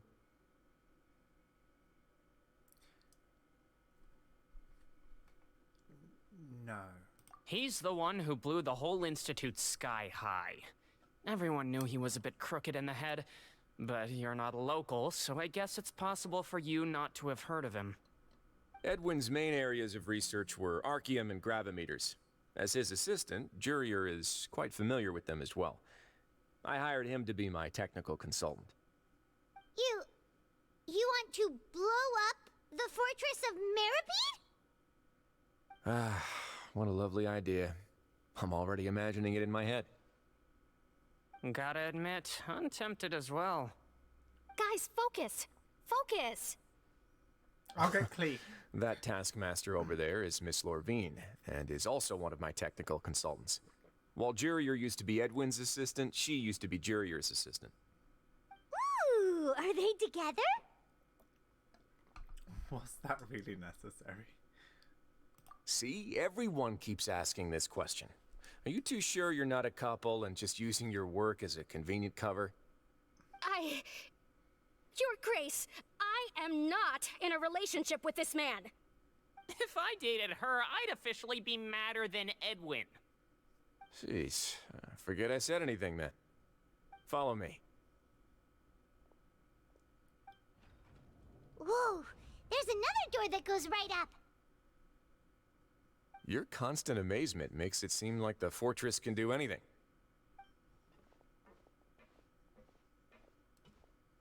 But Paimon really thinks everything's super cool. I need a Paimon in my life. Is this just a normal room? Well, let's spice it up a bit. And here you go. Oh, I thought he meant spice in another way. This is... What a huge ship? This is also a production zone that Paimon's never seen before. What's going on? How much do you know about Fontainian history? A little bit. Not much at all. Well, then maybe you haven't heard the story of ancient Lemuria. To give you a quick rundown, Fontaine used to be ruled by the Lemurian dynasty. According to legend, the Lemurian king Remus came to this land after being inspired by divine revelation and found the seer Sibila, who had taken on the form of a golden bee. Taking the golden bee with him and riding on a huge ship, the Fortuna, he created his nation above the surging waves. He called his nation Lemuria, and used the Fortuna to incessantly search for new tribes and islands, calling on them to join his empire. There's a ship in this story too? Where there's water, there'll be ships. People believe that hope can always be found at the end of a voyage. Do you believe that too? To a point, I think. As you've already seen, I have a whole factory's worth of labor, materials, and technology at my disposal. Certainly can't hurt to give it a try. So the moment I began to speculate that the Primordial Sea might lie underneath the gate, I also began this project. Were you inspired by the legendary Fortuna? Maybe. Fontainians need something to hold on to cope with the impending disaster.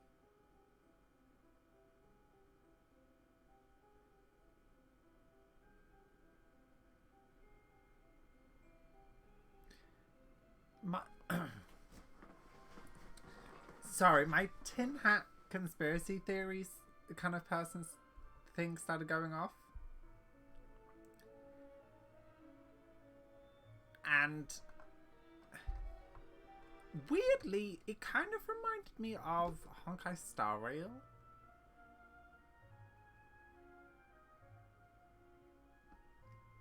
But I don't know if that like when they said traveling around islands is talking about like actual islands or like theoretical islands like they say that Teyvat is.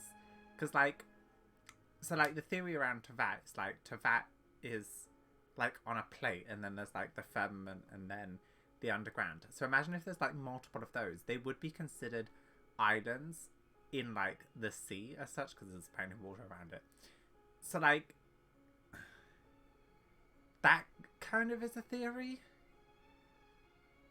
But then is Teyvat like the not the only country? And there's like other countries outside of Teyvat, which then would kind of... Oh, but then it's like, how big is it?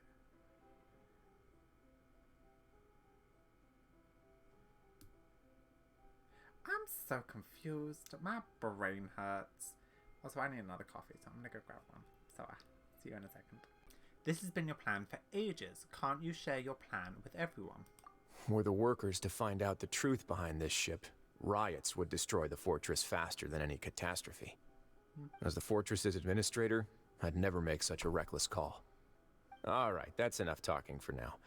I'll need another 3 cups of tea to soothe my throat.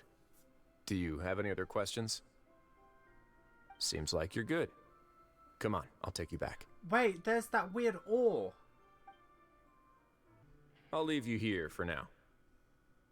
Oh, thank you so much. No worries.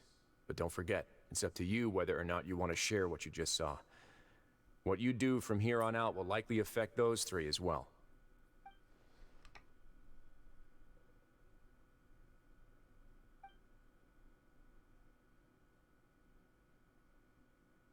Yeah, we'll put a lot of thought into it for sure.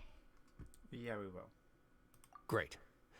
I look forward to what happens next.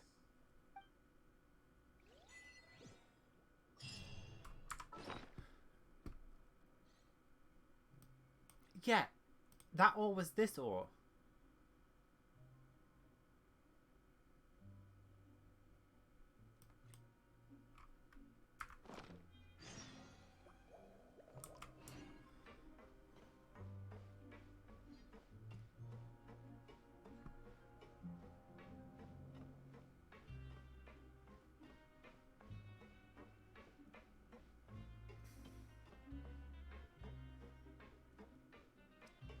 I have so many questions. My head hurts. We're back! Welcome back. Do you want a cup of tea? What is it with How everyone can in you tea? be so much like Risley, always drinking tea? Huh. Actually, now that you mention it, I just remembered something now. While I was sedated, I could still barely hear 2 people talking next to me. They were discussing everything, from the leaves, to the water, and even the teacups themselves. Must have been Risley and Sishwin. Yeah, I heard 1 male voice and 1 female, so it should have been the 2 of them. They really were just talking about brewing tea. I really can't make sense of this place. Hey, Roma. So, Traveler, Paimon, were you able to learn anything from Risley? Yeah, he explained everything. Very well. Then, would you mind checking your answers against my speculations?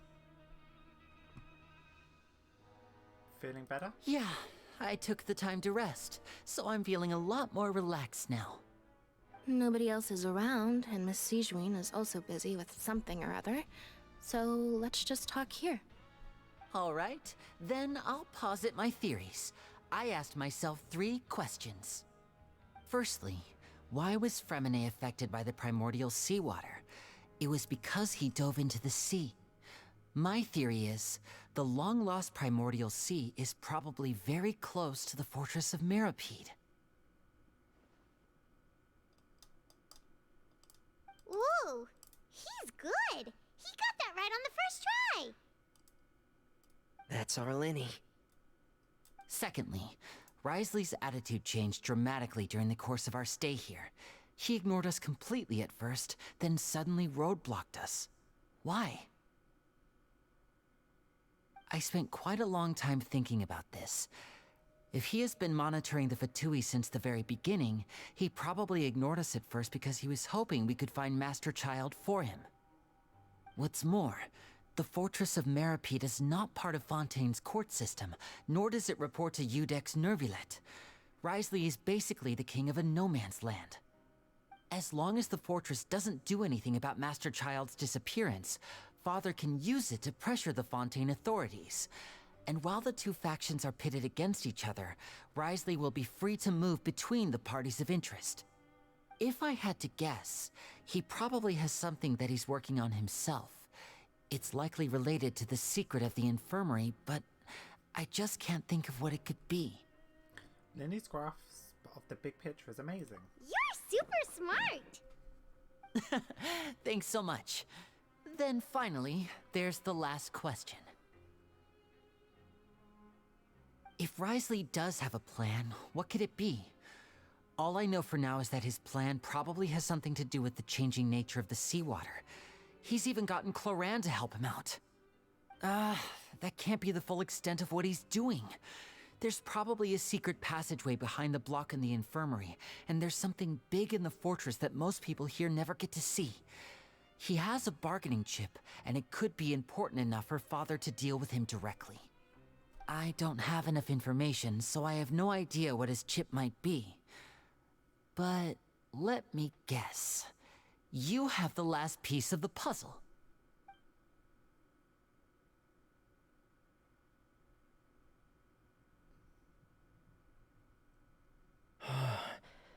I can't believe it. The sea will engulf everyone. Just like the prophecy said. Could Risley have wanted to meet Father to figure out a way to deal with this crisis? If you remember, I once mentioned that Father sees the House of the Hearth as her base of operations, and she truly wants to resolve the crisis. But how could Risley have known that? Or perhaps he didn't know, and just wanted to bring Father over to his side? Which could be why he said he just wanted to negotiate. Yeah, that makes sense to me. I understand your concerns as well, Traveler. I'll figure out a way to pass this on to our father. No matter what, we're on your side.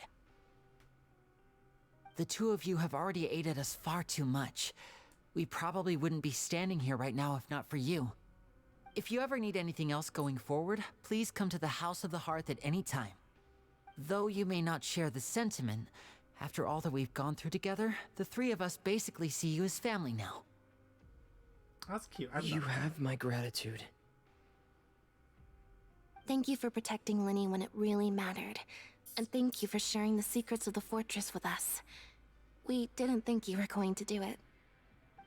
Why are you being so formal all of a sudden? Don't mention it. We can work together again if necessary. Given your strength, you might not need our help at all. But if you are ever in danger, we will try our best to protect you. Aww, Thanks, the sound of Lynette. that I makes love Paimon Lynette. feel all warm and safe inside. No, what was that? Paimon's hungry. Oh, you've done so much already. Go get some food. Alright, then we'll catch you guys another time.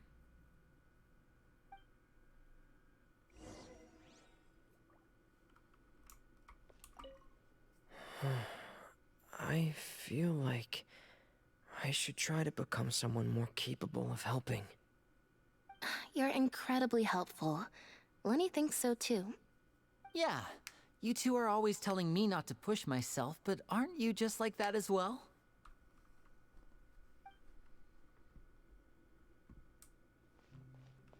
Where are we going?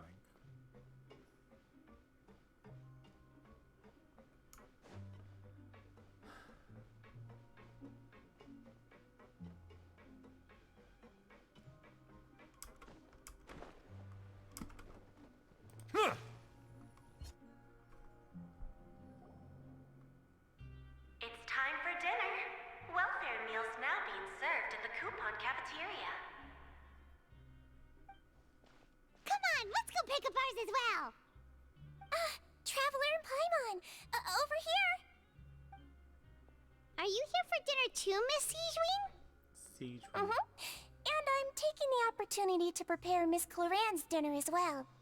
Huh. You're right. She's actually sitting in the fortress cafeteria. What would you like to eat? We can choose. Yep, you can. I've already talked to our chef, Mr. Woolsey. It's all on me today, so you can get whatever you'd like. I have the tastiest stuff. Me too! Don't forget Paimon! No problem. Just leave it to me.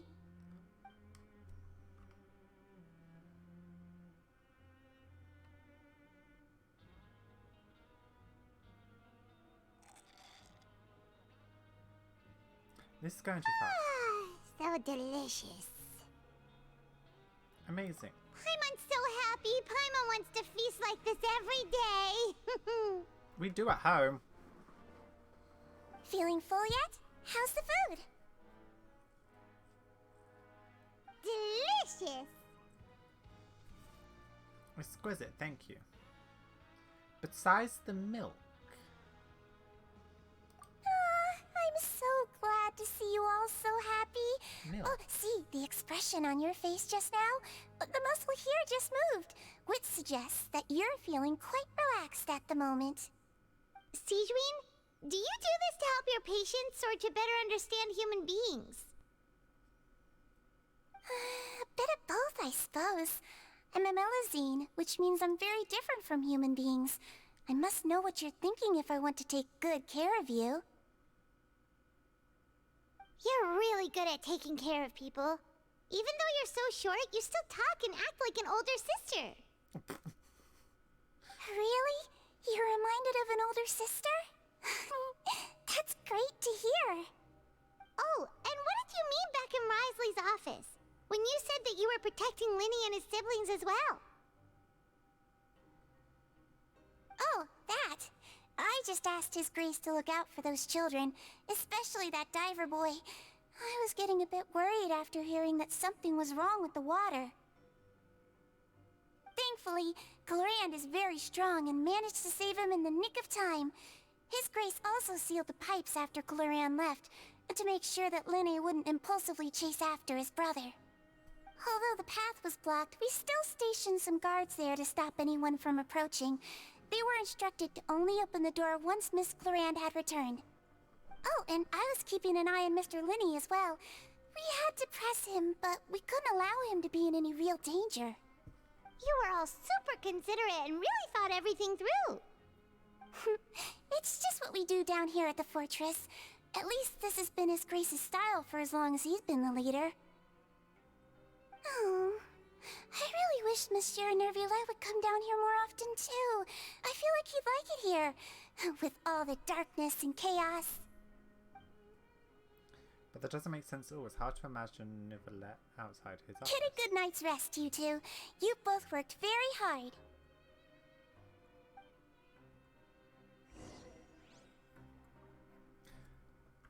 I'm so confused.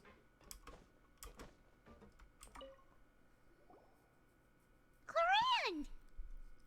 Ah, it's you two. How's dinner? It's all right. Miss Sijuin really put in a lot of effort.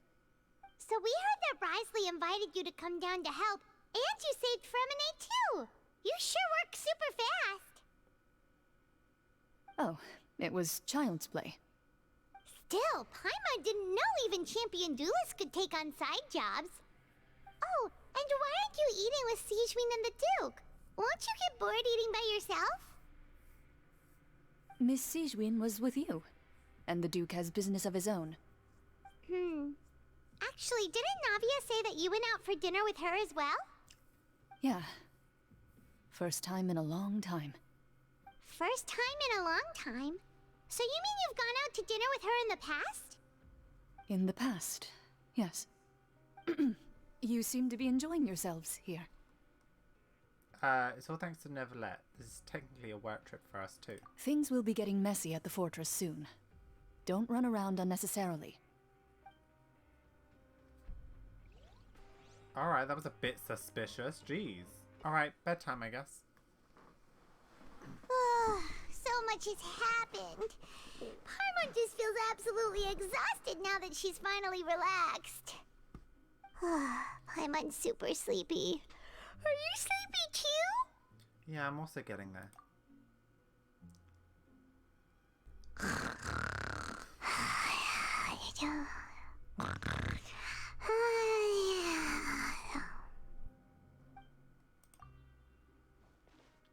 Wow, she really immediately fell asleep. Bless her. Right, I guess we're falling asleep too. Delicious. Paimon wants seconds for free. Good night. We're gonna have another child vision thing. I don't know what it's called. Out of my way! Get out of my way! What happened? Why is everyone running? No idea, but something must have happened. Stop asking! What? Who's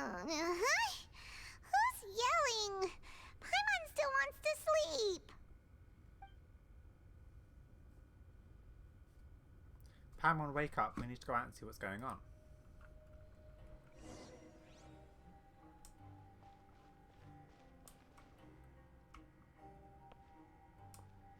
Is that an alarm sound?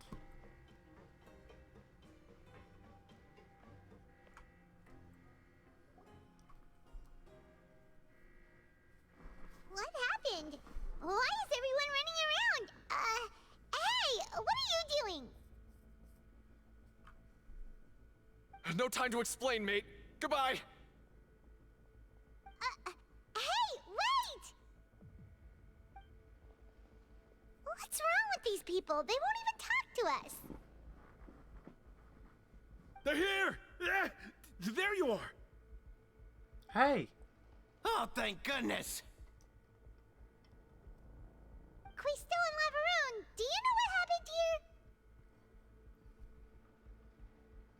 We came here especially to inform you. Something seems to have gone terribly wrong just now. His Grace is telling everyone to evacuate and get out of here. Lavaroon was saying you two are new here and you don't have many friends, so you might slip through the cracks. Haven't you heard all the stories like that? An evacuation is successfully completed, yet you only find out once you do a head count that 1 or 2 people are missing. Wait, weren't you the one who brought that up? Why is it suddenly my idea? Hey, shut up!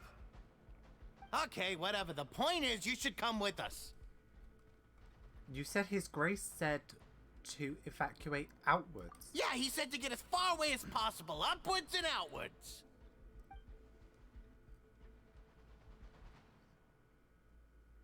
Oh no, it can't be that thing!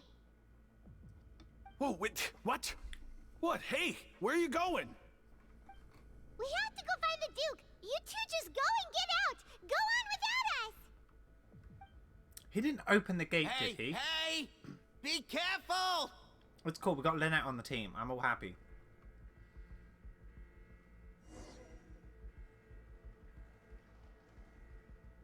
Attention! Please evacuate upwards and outwards, upwards and outwards. If you're already at the topmost layer, then try to move as far outwards as possible.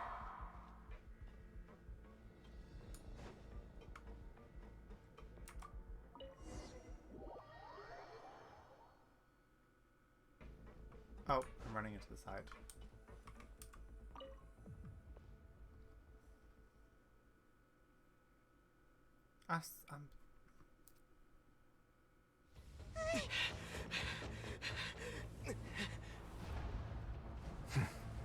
They're here.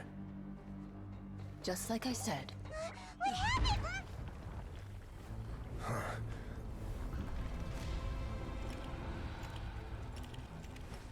You're just in time. But be ready to run. You're gonna try and freeze it?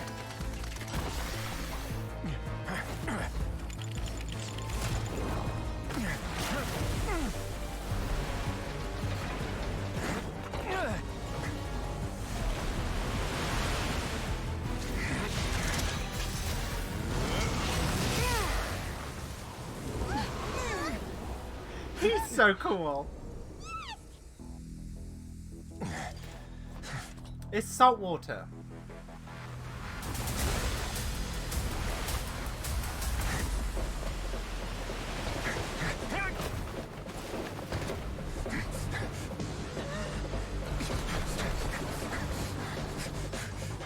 Three, two, one.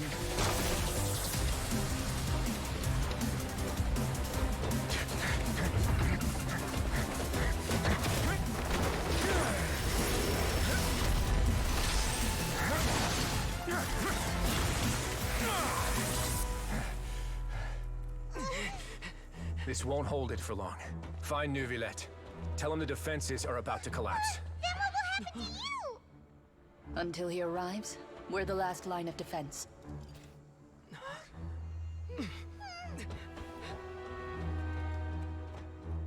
The gate. How long do you think it'll hold? That depends on us. You know what? Risley was great in that cutscene and all, but like Clarande just has this way of commanding a scene. I don't know what they put into her character, but whatever they did, they do it so well. Also, I feel like this escalated really quickly. Like, we literally found out about the gate like half an hour ago, and now we're here, and... Neuvillette? Why are you here? Traveler, I need you to head to the Opera House immediately. Why? Furina will soon be meeting with the knave there. You must protect Furina, and make sure she doesn't spend too much time alone with her. Okay, you can explain everything to me later. We have an Will issue. do. You have my sincerest gratitude.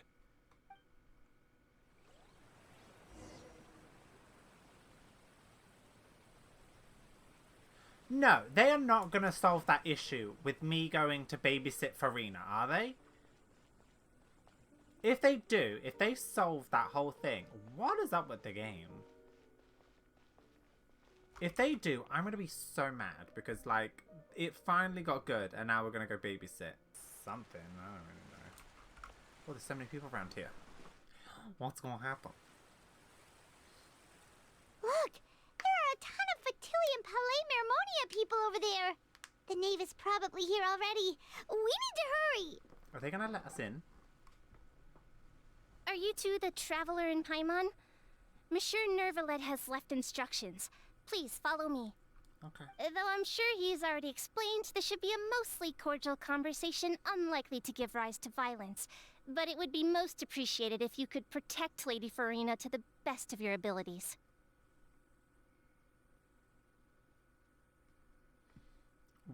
Why protection? What's going on? I will do my best.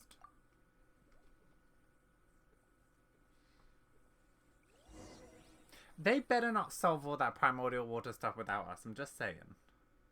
Right, we're all recording. This is on, this is on. Okay, let's go. The knave, father.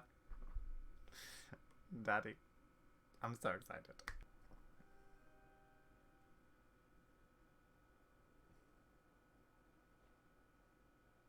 Hey, besties. I'm Furina. Oh, so you two are the honored guests Miss Furina mentioned. Of course, of course. How could they not attend a meeting such as this? I must always have 2 or more guests at my dessert table. Otherwise, the occasion would be too lonely and unbecoming of my station. It is my pleasure to make your acquaintance, traveler. I have heard much of your accomplishments. I am the Knave, one of the 11 Fatui Harbingers. Yeah, sorry we got the other one killed. This is the knave. Greetings, it's a pleasure to meet you too. I've already prepared seats for you. Come, sit beside me. Perhaps you two are unaware of how Miss Furina and I do things. You see, we actually recently agreed to get together for tea when we had the time. See this? This is a limited type of confectionery that Miss Furina simply adores.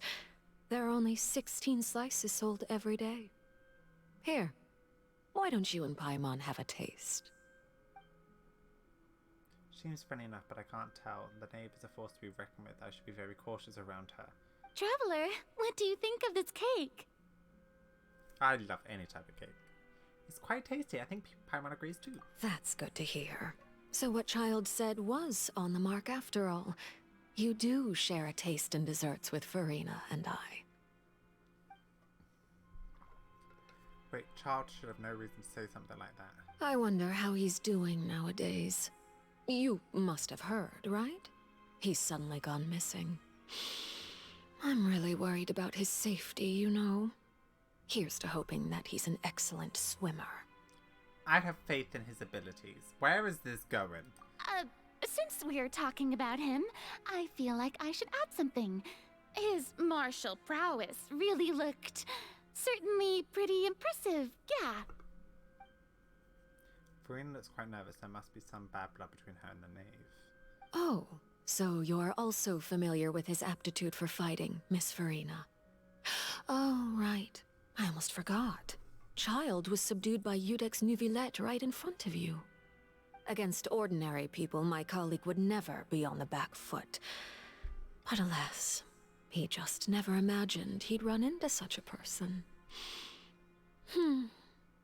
I must express my admiration for Monsieur Nuvillette.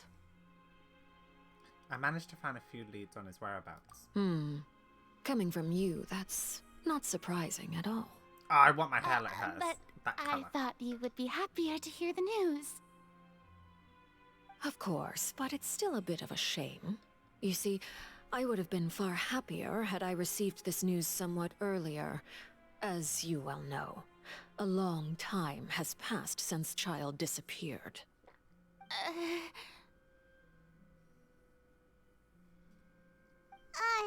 Well, in any case, there's no need to worry.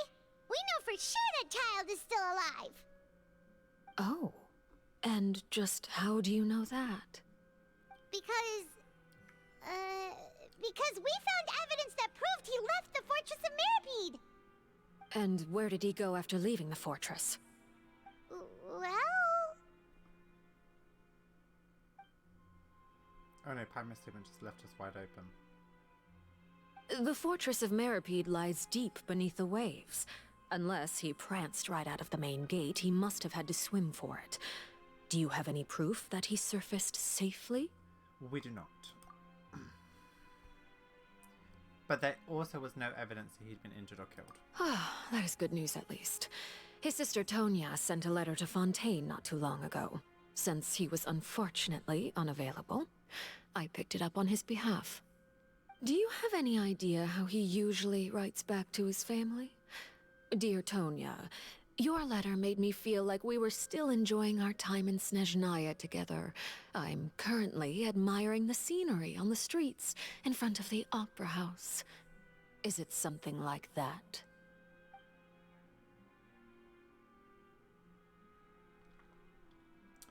Okay. Sounds good to me, yes. All letters tend to follow the same few formats anyway, right? As long as the contents are accurate, it doesn't matter so much how it's written or how it's worded. Hold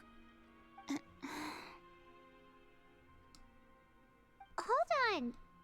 The water in the teacup is shaking. I suppose this is also a sign of things to come, Miss Farina. I don't quite understand what you're trying to say. Have we entered into the next stage of the prophecy? She's good. She's real good.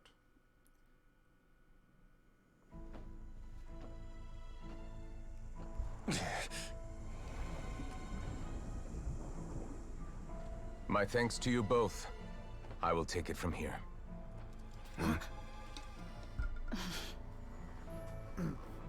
No. Sure you don't need a hand? Quite sure. Wow.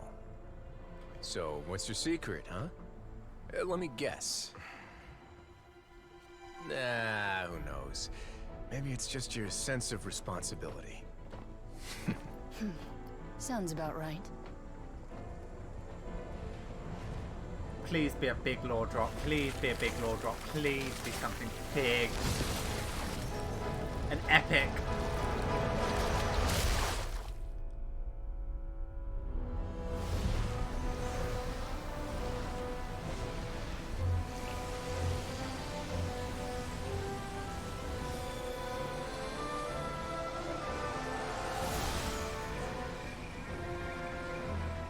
A day may come when the prophecy is fulfilled and the waters burst forth. But it is not this day. This ancient power could easily obliterate an entire race. A tsunami of fury would unleash endless catastrophe.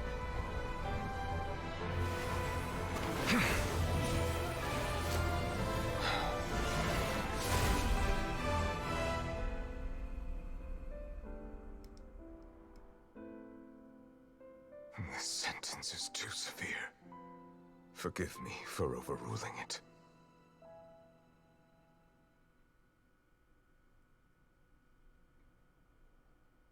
Okay, that was pretty good.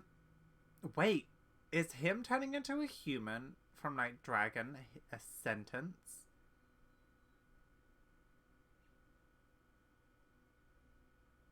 Or is he talking about like the human sentence? Like everyone, the prophecy is the sentence because of the old Archon's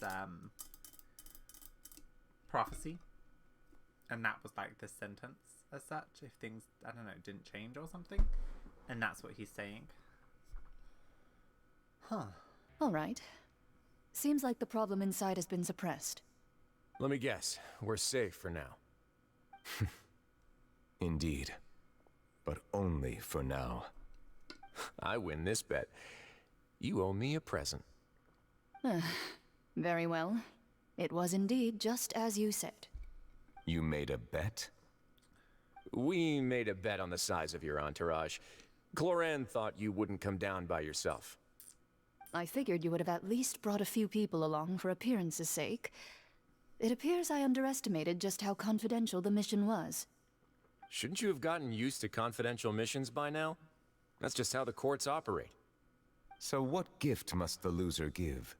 Tea? He already has tons of tea in his office.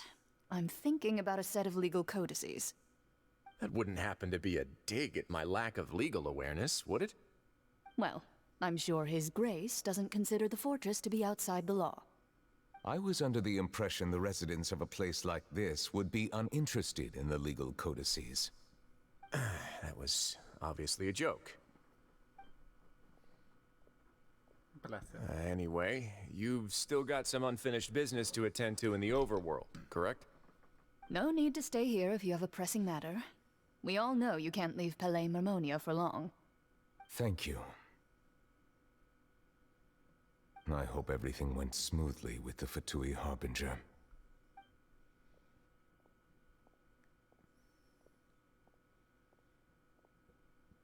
Me too.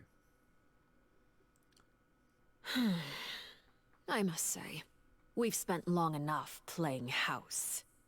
Miss Farina, as the Hydro Archon, I am sure you understand the exact meaning of the phenomenon we just witnessed. Or should I say, that's what I originally thought. But looking at your expression, was I wrong? And you haven't a clue? What are you trying to say? At this point, I don't think there's any more need to speak as diplomatic representatives. Allow me to speak to you now as just a Fontanian. You know the prophecy by heart, and also that every part of it is being proven true. Yet, here you are, relaxing, drinking tea, and eating desserts as if it's all nothing more than a few stray bugs in your garden.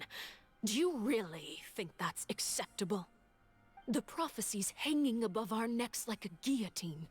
Every faction is looking for a way to either avert the disaster or save their own.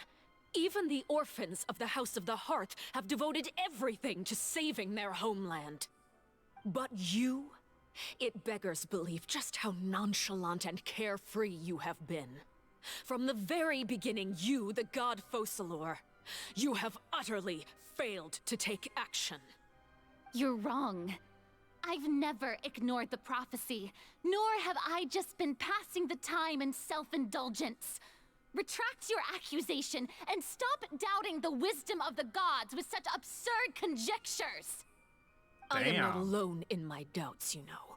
All the children of Fontaine may be harboring the exact same thoughts right now. Oh, great Hydro Archon. How are you going to save them? Save us?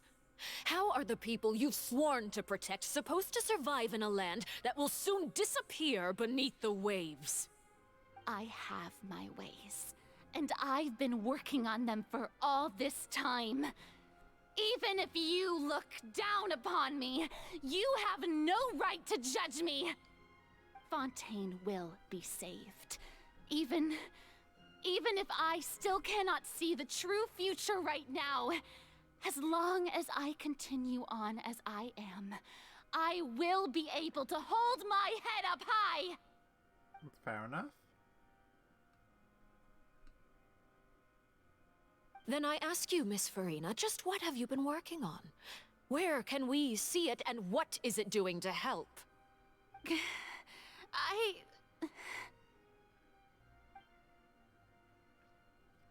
So was that a really old lie? Which not telling us? My machinations are just like the prophecy itself. They will only reveal themselves at the fated time. It is just that beings like yourselves are unable to perceive them as of yet. I see.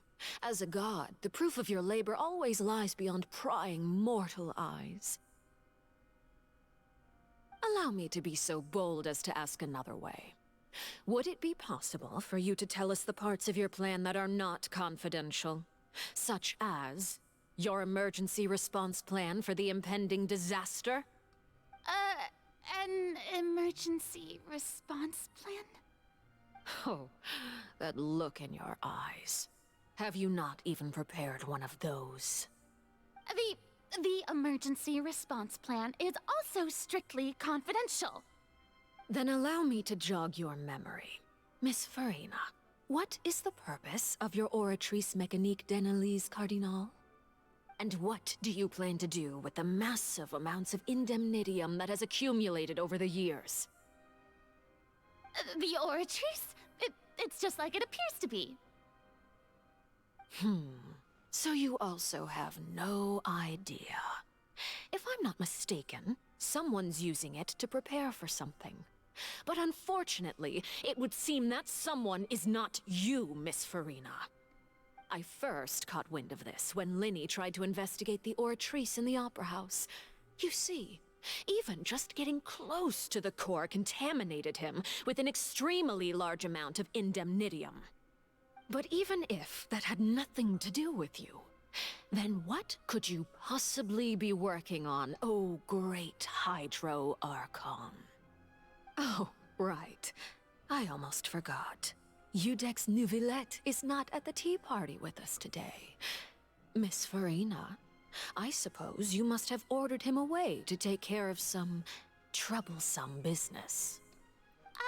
Yeah, yes, that's exactly right. Please keep it a secret for me. Of course I will. Although, I must say, Miss Farina, you seem quite insecure without the Udex by your side. Oh, very well. Let's stop that conversation here. There are still a few slices of cake left, so please, help yourselves, everyone.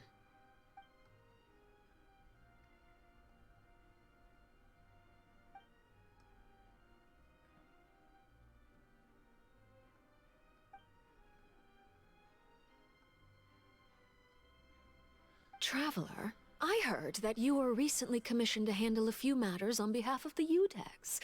Why don't you take an extra slice of cake? Those who work hard deserve gratitude and praise. You too, Paimon. Thank you. Paimon will take you up on that offer.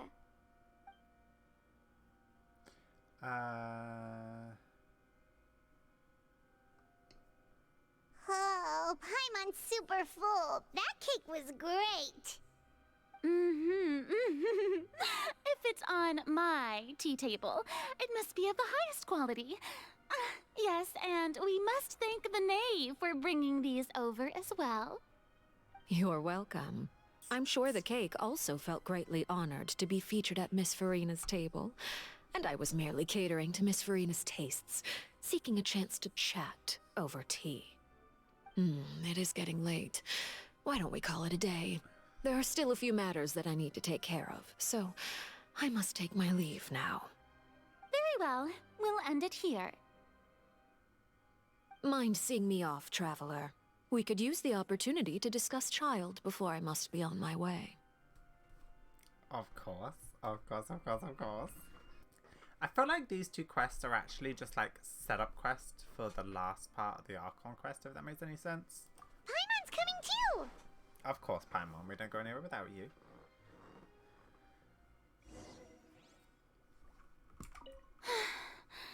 The tea party turned out to be even more difficult than I'd imagined. Why are you looking at me like that? Is something the matter? If there's nothing urgent, then I shall be retiring for now. Alright, bye.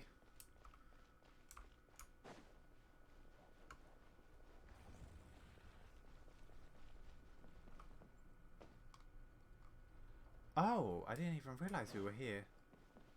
Oh, I'm just the traveler. Pew pew pew. Sorry.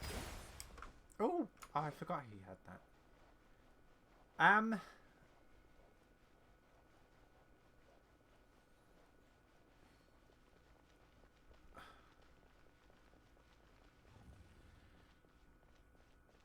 I don't really have anything to say. I'm not 100% sure on this. Like, I like the main characters, but I feel like like the rest of the stuff was so long-winded. Oh, there she is. She's. Oh. I'm glad that you were willing to come with me. Of course, Child was just an excuse. I have no interest in your dealings with him. Cool. That's what Paimon thought. What did you want to say? You lent your aid to the children of the House of the Hearth. As their father, I would like to express my gratitude. There's no need. I don't think that's what you wanted to talk about. Do I look like an irresponsible father to you? The House of the Hearth is very important to me. You should know that I care deeply about my children. Was there anything you wanted to say? Anything else you wanted to say? That was all. Formal topics should be discussed in formal settings, and informal topics in informal settings. I know you just returned from the fortress of Meripede. Relax. I have no intention of trying to get anything out of you. Linny, Lynette, and Fremine are still there, and I trust their judgment and abilities. They've all been working very hard and have always done all they can to fight back against anyone who tried to stop them, especially Linny. You mean Wriothesley. He's a tricky one to deal with. It's unfortunate that Linny's so eager to prove himself that he can't learn to rely on others, including me. By the way, and you can just consider this a bit of idle gossip, but what's your impression of Farina?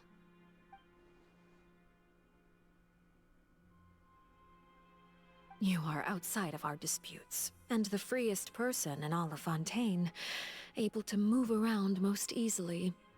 Allow me to share my perspective with you. And that's everything that happened during the trial. Master Child was declared guilty and immediately transported to the Fortress of Meripede. Didn't he say he was coming here on vacation? Does he not feel an ounce of shame for all the trouble he has caused?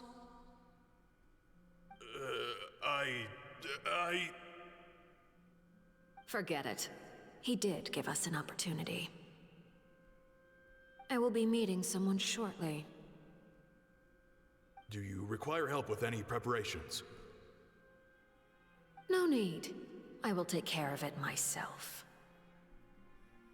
I need to meet with Farina, the Hydro Archon. She is at the heart of Fontaine. But what's fascinating about her is that She often seems more like a celebrity than a working Archon. Oh? Come over here, you little critter, you! Ma'am.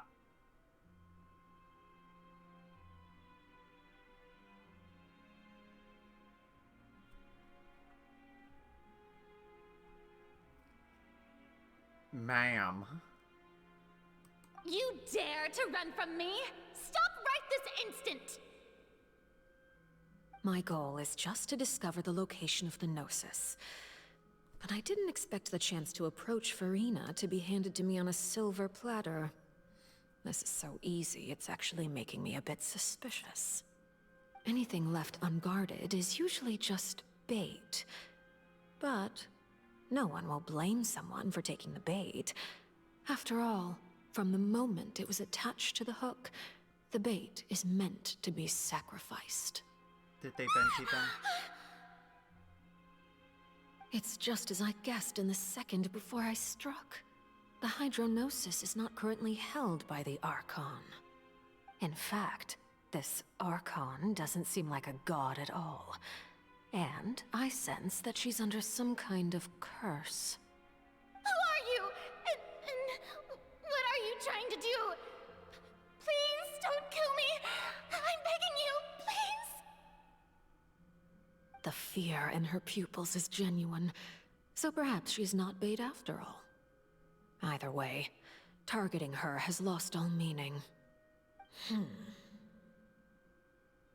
I left the scene with ease. Nobody came looking for me, and nobody could serve as a witness to my near assassination of Focalor. I suspect even Farina dares not mention this incident to anyone. Not long after, my informants confirmed what I had guessed. After returning to her quarters, Farina quietly cried alone. She was so scared that she could not sleep that night, nor could she even bring herself to eat her cake. There's no doubt that there's something wrong with her. I began to entertain the possibility that she is not the true Hydro Archon. Perhaps Iudex Neuvillette is actually the genuine article. I have to find the Gnosis. If the Neuvillette hypothesis is correct, he is probably in possession of it. Alternatively, it might have been hidden in a place that's hard for ordinary people to access. Yes, Father. My dear children, please speak. News from the fortress of Meripede. Master Child has gone missing. On top of that, the contacts and guards we bribed at the fortress have all gone quiet as well. Probably the handiwork of that Wriothesley. I'm afraid so. This is a good opportunity. The value of a Harbinger is much higher than most would imagine. We now have an excuse to exert diplomatic pressure on the Fontaine authorities. Set up a meeting for me. I would like to meet the Hydro Archon and Iudex Neuvillette. Oh, and I have an additional mission for you three. Yes, Father. Tartaglia's disappearance was not a part of my plan, but I can use it to make a breakthrough. With this as my excuse, I can ask for an official audience and continue my investigation of Farina and Iudex Neuvillette. The initiative belongs to the House of the Hearth. My wish to investigate the fortress of Meripede will be a front. Linny and his group will be responsible for the actual intelligence gathering.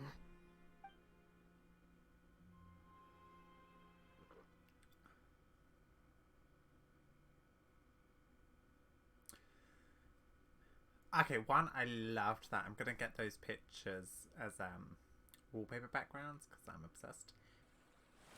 You should know the rest. Linny's group is quite close to you, so they wouldn't have hidden anything from you.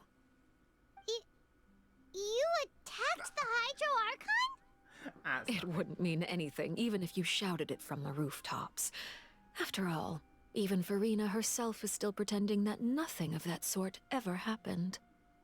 Alright then. I've now had 2 chances to enjoy tea with Farina. I have to say, The leadership of Fontaine is even more inscrutable than I had imagined. I once surmised that Iudex Neuvillette must be the Hydro Archon, but now, that doesn't seem right to me either. How did you come to that conclusion? I am a servant of Her Majesty the Tsaritsa. Over my years of service, I've learned how a real Archon conducts and carries themselves. Whether Iudex Neuvillette or Farina, neither fits the bill. It's hard to imagine either of them as the Archon. Of course, that is all just how I feel.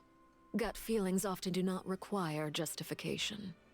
It is, however, quite amusing to me that after all my years working in intelligence gathering, I've come to realize I am at a complete loss regarding the identity of the god of the land of my birth.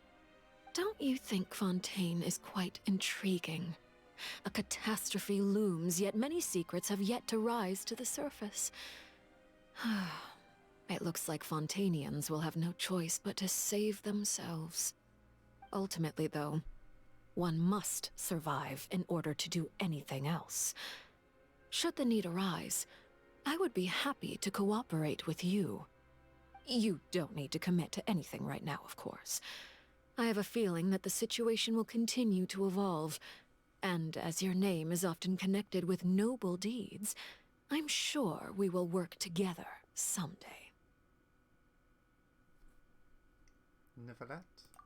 He certainly returned quickly. You must want to catch up with each other, so I'll leave you to him.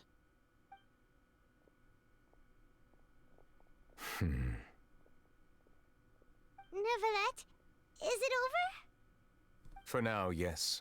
But this issue will prove quite thorny in the long term. I'm concerned that sooner or later the prophesized events will occur. Thank you for protecting Farina. May we ask what happened down there? To put it simply, I used my power to force back the Primordial Sea and reseal the sluice gate. As for what happened on our side?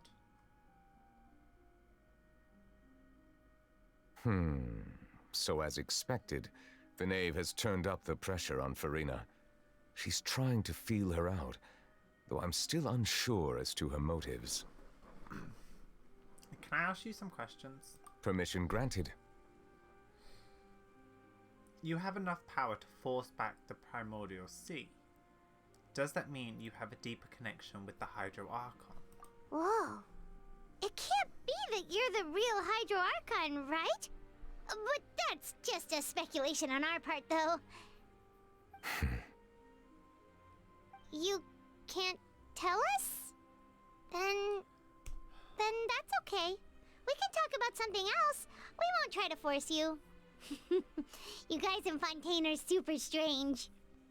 If by the phrase, you guys, you are referring to Farina and I, then although I'm not sure just what you are trying to imply, I must clarify that I do not share her positions on a multitude of topics. What did you sense in the fortress of Merapede? Did you manage to protect those that needed to be defended? I believe so. The fortress has a long and complex history.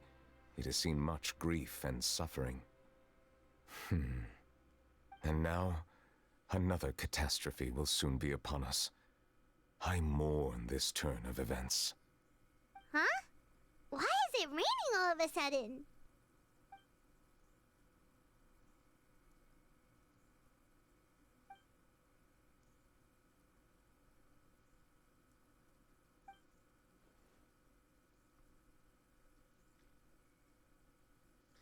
Wait, Neuvillette, you can't be.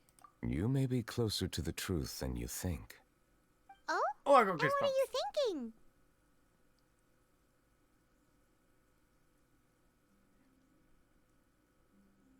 I didn't think they were going to outright say it. He's the dragon sovereign of water. I honestly didn't think they were going to go this far with Neuvillette. The dragon of... what? Huh? Please do not be so surprised. Farina? Neverlet,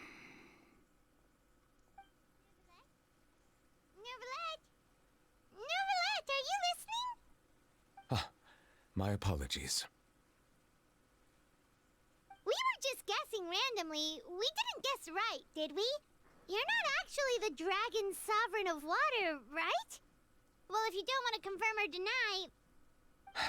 You guessed correctly. I sincerely hope you'll be able to keep this a secret for me. Wait, he's actually one of the sovereign dragon. Like, I thought he was going to be some type of dragon, right? We knew that, right? There was obviously speculation that he was like one of the sovereigns, but like I didn't think that they would go that far, considering we've only seen, is it a Pep? And she was like a giant dragon as such. I thought he was going to be like maybe like a Bishop or a Bishop that gained intelligence or something like that. I didn't think he'd actually be the sovereign. Right, of course. We'll definitely help you keep it a secret. There's still something Paimon wants to ask you, though. Girl, I have like 1,000 questions Please, right now. go ahead. Well, if you are the Dragon Sovereign of Water, and you were able to force back the primordial sea from the fortress, then since Fontaine's prophecy is all about seawater, couldn't you just use your power to solve the crisis? None of the currently living dragon sovereigns in the world, myself included, possess our full dragonhood. They say that when the first usurper arrived on Tivat, they seized a part of the dragon's power. Today, that stolen power is the basis of the Archon's authorities.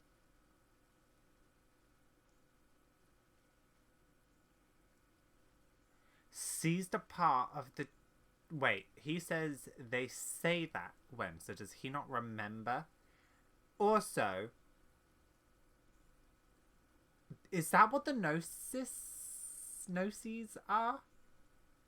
They're like parts of the dragon power? Oh. There are 7 elemental archons and 7 matching dragon sovereigns. The dragon sovereign of water who lived through that era perished a long time ago. As their successor, I know far less of that part of our ancient history. Okay, so he's not the original dragon sovereign. Okay, see, I was surprised if they were going to say that he was the original. But still, a successor. In any case, I believe I will not be able to do much unless the Archon disappears and returns their elemental authority to me. Given the status quo, however, I would recommend finding another way to deal with the prophecy. Is that what the Saritsa's trying to do?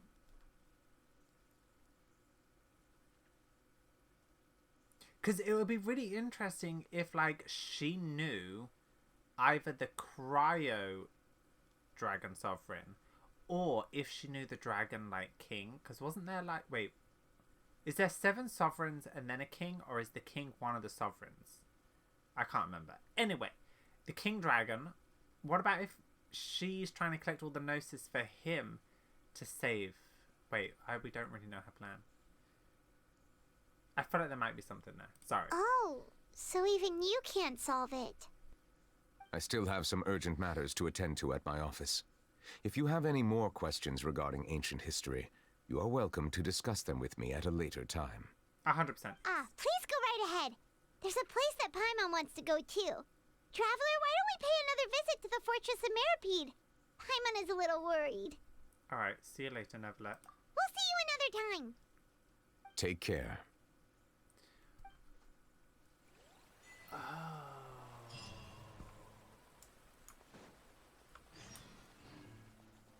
Oh, they really went there with him. No, Neverlet's not here. God damn it. Ah, we're checking on the gossipers. Okay, let's go. Hey, you guys, how you doing? You guys are back? Mm-hmm.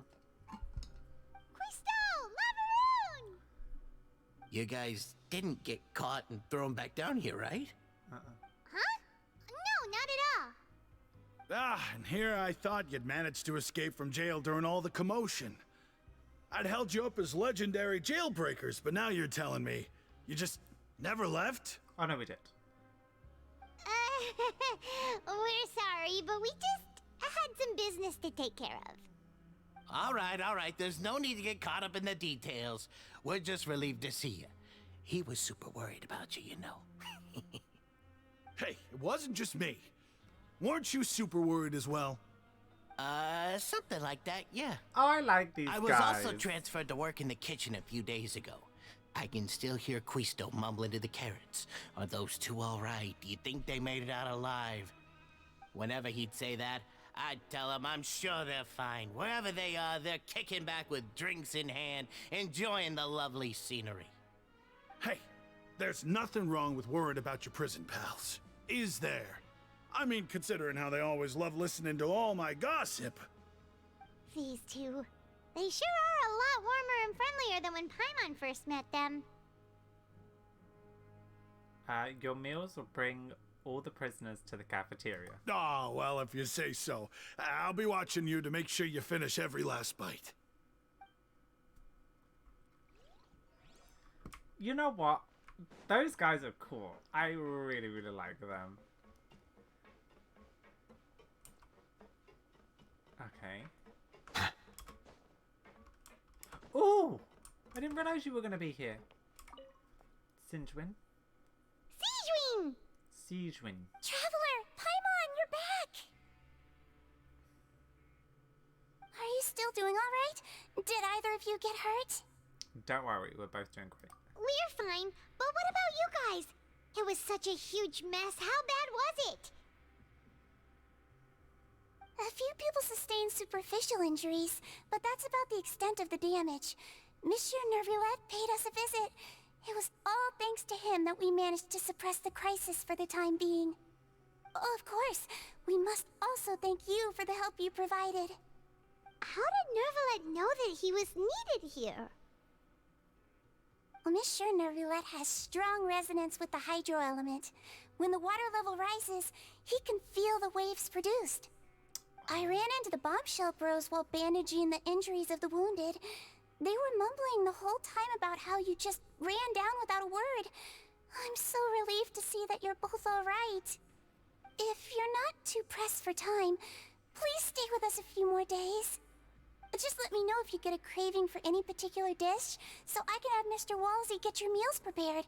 Oh, and please feel free to visit the infirmary for a break at any time. I'd like to take the opportunity to spend some more time observing your facial muscles as well. Your happy smiles are quite contagious, you know. They're so memorable, and I've missed them immensely while you were gone. She's so cute. If you can find the time, please stay at the fortress for just a while longer. Maybe. We'll figure it out.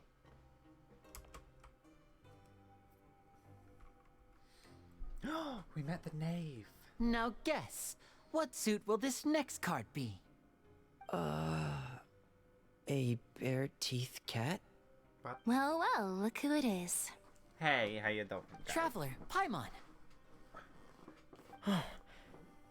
Hello, everyone. Looks like you're recovering nicely from an Mm-hmm. Thanks to everyone's support. Oh, right. I managed to work up the courage to thank Miss Clarant in person. Well done. Whoa, how did she react? She told me that it was nothing. It was as if saving a life wasn't a big deal to her at all. She also told me not to worry about it. She didn't want to stress you out, that's all. She's right, and it's best not to dwell on it. Yeah. Okay, but check this out. We went back to the opera house and we met the knave. You met Father? Did she say anything to you? She said a few things that were, a bit hard to understand. And also that she's looking forward to working with us in the future. I love the knave. Right, let's try and finish this Archon quest. It was a little surprising. Her attitude towards you is even better than what we'd imagined. That's fantastic. You should believe her. She has her own way of doing things, and she'll do everything in her power to help those she considers close, which now might also include you. Hopefully. Sorry, I was out of focus. Mm-hmm. Father is very capable, and also trustworthy. Oh, I'll trust her Paimon with just my life. remembered that she thought Lenny was a bit too proud as well. She said that you should learn how to rely on others sometimes. Got it. That does sound like something that Father would say. Hey! Are you going to stay here for the next few days? Looks like it, yeah. Excellent. I will host a tea party. Yay! For real? Then Paimon wants another serving of cake.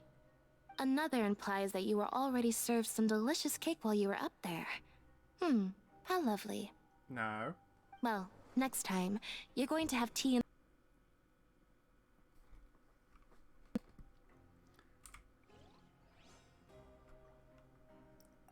We should start preparing that tea party. Oh, that's a great idea. I'm all for it. I'll help you set it up. I was about to say, there's a weird emphasis at the moment on staying for the next few days. I know, kids these days. We're in a prison, but sure. I really hope there's not kids here, Jesus. Courier, Miss Sijween told me you still haven't eaten. Yeah, I was working on something, so I forgot. Oh, I do that all the time. That's no excuse for... Huh? It's you two. Hi. Junior, Lurvine, we're back! Hello there. It's been quite the mess here recently. How have you been? Oh, we're fine, thanks. And you? Are you still taking the secret passageway from the infirmary to work on the ship? Yep. That is still top secret, though. So don't say a word to anyone. It can be a bit annoying when there are lots of people in the infirmary, but I still prefer taking that route over the one from the Duke's office. I mean, the infirmary does make it easier for you to slack off. Oh yeah? Then why are you also here so much? You two really are just using your jobs as a cover for your relationship, aren't you? I was just about to say Not that. at all!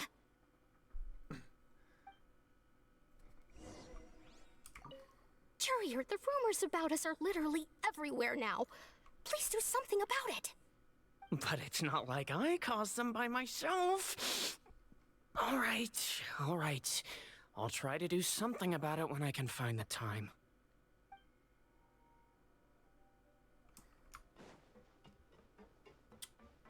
Oh, I was literally about to say, are we going to see Risley?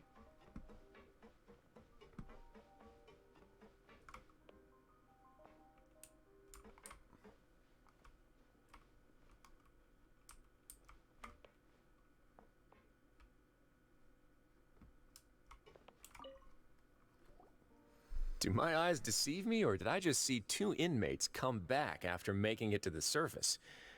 Some strange winds blowing of late. We wanted to see how the fortress is doing. Is everything still alright? We're fine, for the most part. Neuvillette came down and took care of the worst of it. If that's the case, why don't you just ask him to stay here? Oh, yeah, what a brilliant plan. Let's go convince the Udex himself to exchange the Courts of Fontaine for a puddle of water in the middle of nowhere. I don't think that's going to work. He came here in a hurry and left without even stopping for a cup of tea. He did remember to take Miss Sijween's gift with him, though. He sure sounds super busy. Miss Cloran has left as well. She also took her gift from Miss Sijween. Oh, she's so cute. Were the gifts milkshakes? Neuvillette got the milkshake. Clorand received lipstick instead. Those aren't even remotely alike. Well, it's Neuvillette's own fault for making Sijween worried about his health by working so much. But besides that, our head nurse is still pretty fond of picking out beauty products for the ladies. Oh, and I have some gifts here for you as well. Are these from Sijween too? Nope, they're from yours truly. You've already wrapped up your work at the fortress, so you can return to the surface at any time. You haven't yet served your full prison term, however, so you may continue to use your cell until your term is up. For real? Then we could stay here for a really long time? Is the food still covered? You may access the cafeteria for free. Hooray! Just remember to come complete your paperwork once it's time for your release.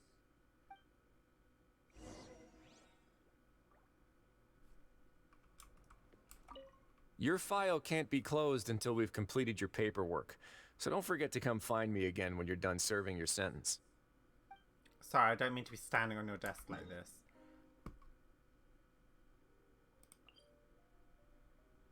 Okay. Alright. So my theory is we're going to have a dream about Child, and it's going to lead into the next part of the Archon quest. That's what I have a feeling about. We're back in our cell again. We're no longer prisoners, though, so it really doesn't feel the same. It feels like a huge weight's been lifted off our shoulders. Sure feels that way. But the truth is, we never did anything bad to begin with, so I'm not sure why we put so much pressure on ourselves. Paimon, is there something you'd like to say? Huh? How did you know? Because you're usually just immediately falling asleep. Hey, that's not true! Alright. Okay, Paimon just wanted to say that we really are an amazing duo after all. It's like we've now gone to so many places together and become friends with so many people. We've never stopped traveling or stopped meeting new friends. There are so many bad things in the world, and we're just two people, but we've still been solving problems no matter where we go. Isn't that pretty cool? We're the best adventurers. Why do I feel like this is foreshadowing something? You know when you get those like foreshadowing tingles, you're like, okay, what is this? You're counting Paimon today? Aren't you the only adventurer here? Being a guide counts too. Then let's ask Catherine to give Paimon an adventurer handbook as well.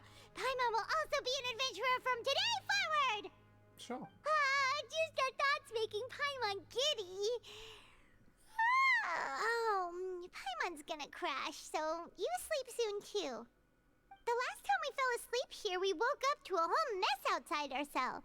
The primordial seawater nearly rose up. That was so scary. We should be safe now, right? We'll be fine, so don't worry, Paimon. Alright then, good night to you, traveler. Good night to you, Paimon. I have a weird feeling. Oh, it's that scene.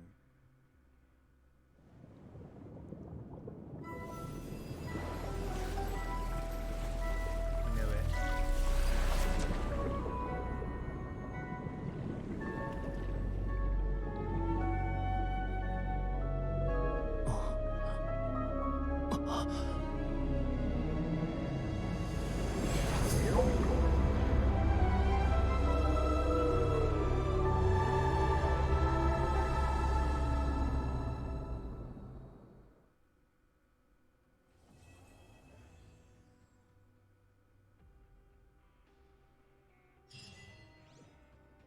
I literally was speaking about that.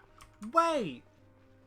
No, I was literally saying that before about how his whale thing is based off his thing and we just saw it. Is he back in the abyss?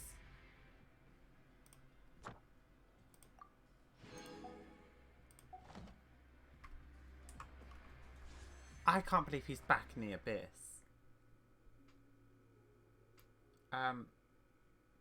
What do I want to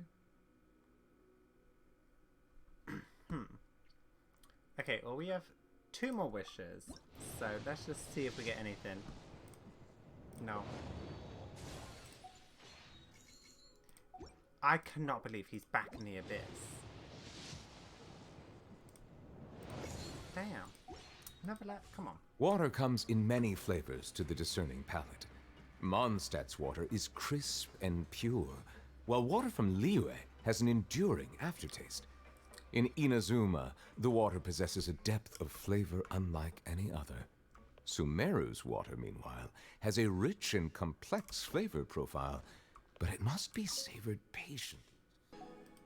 Yeah, I guess we're going to end there. Thank you guys so much for watching. If you made it this far, definitely let me know what you guys... Oh, my voice broke. Definitely let me know what you guys think about this quest and whether you enjoyed it or not. Like I said, I'm very torn at the moment. I now have this jellyfish thing to do, so I'm going to go do this very quickly. But yeah, don't forget to like, subscribe, and let me know all that fun stuff down below. And until next time, thank you guys, and I'll see you guys very soon.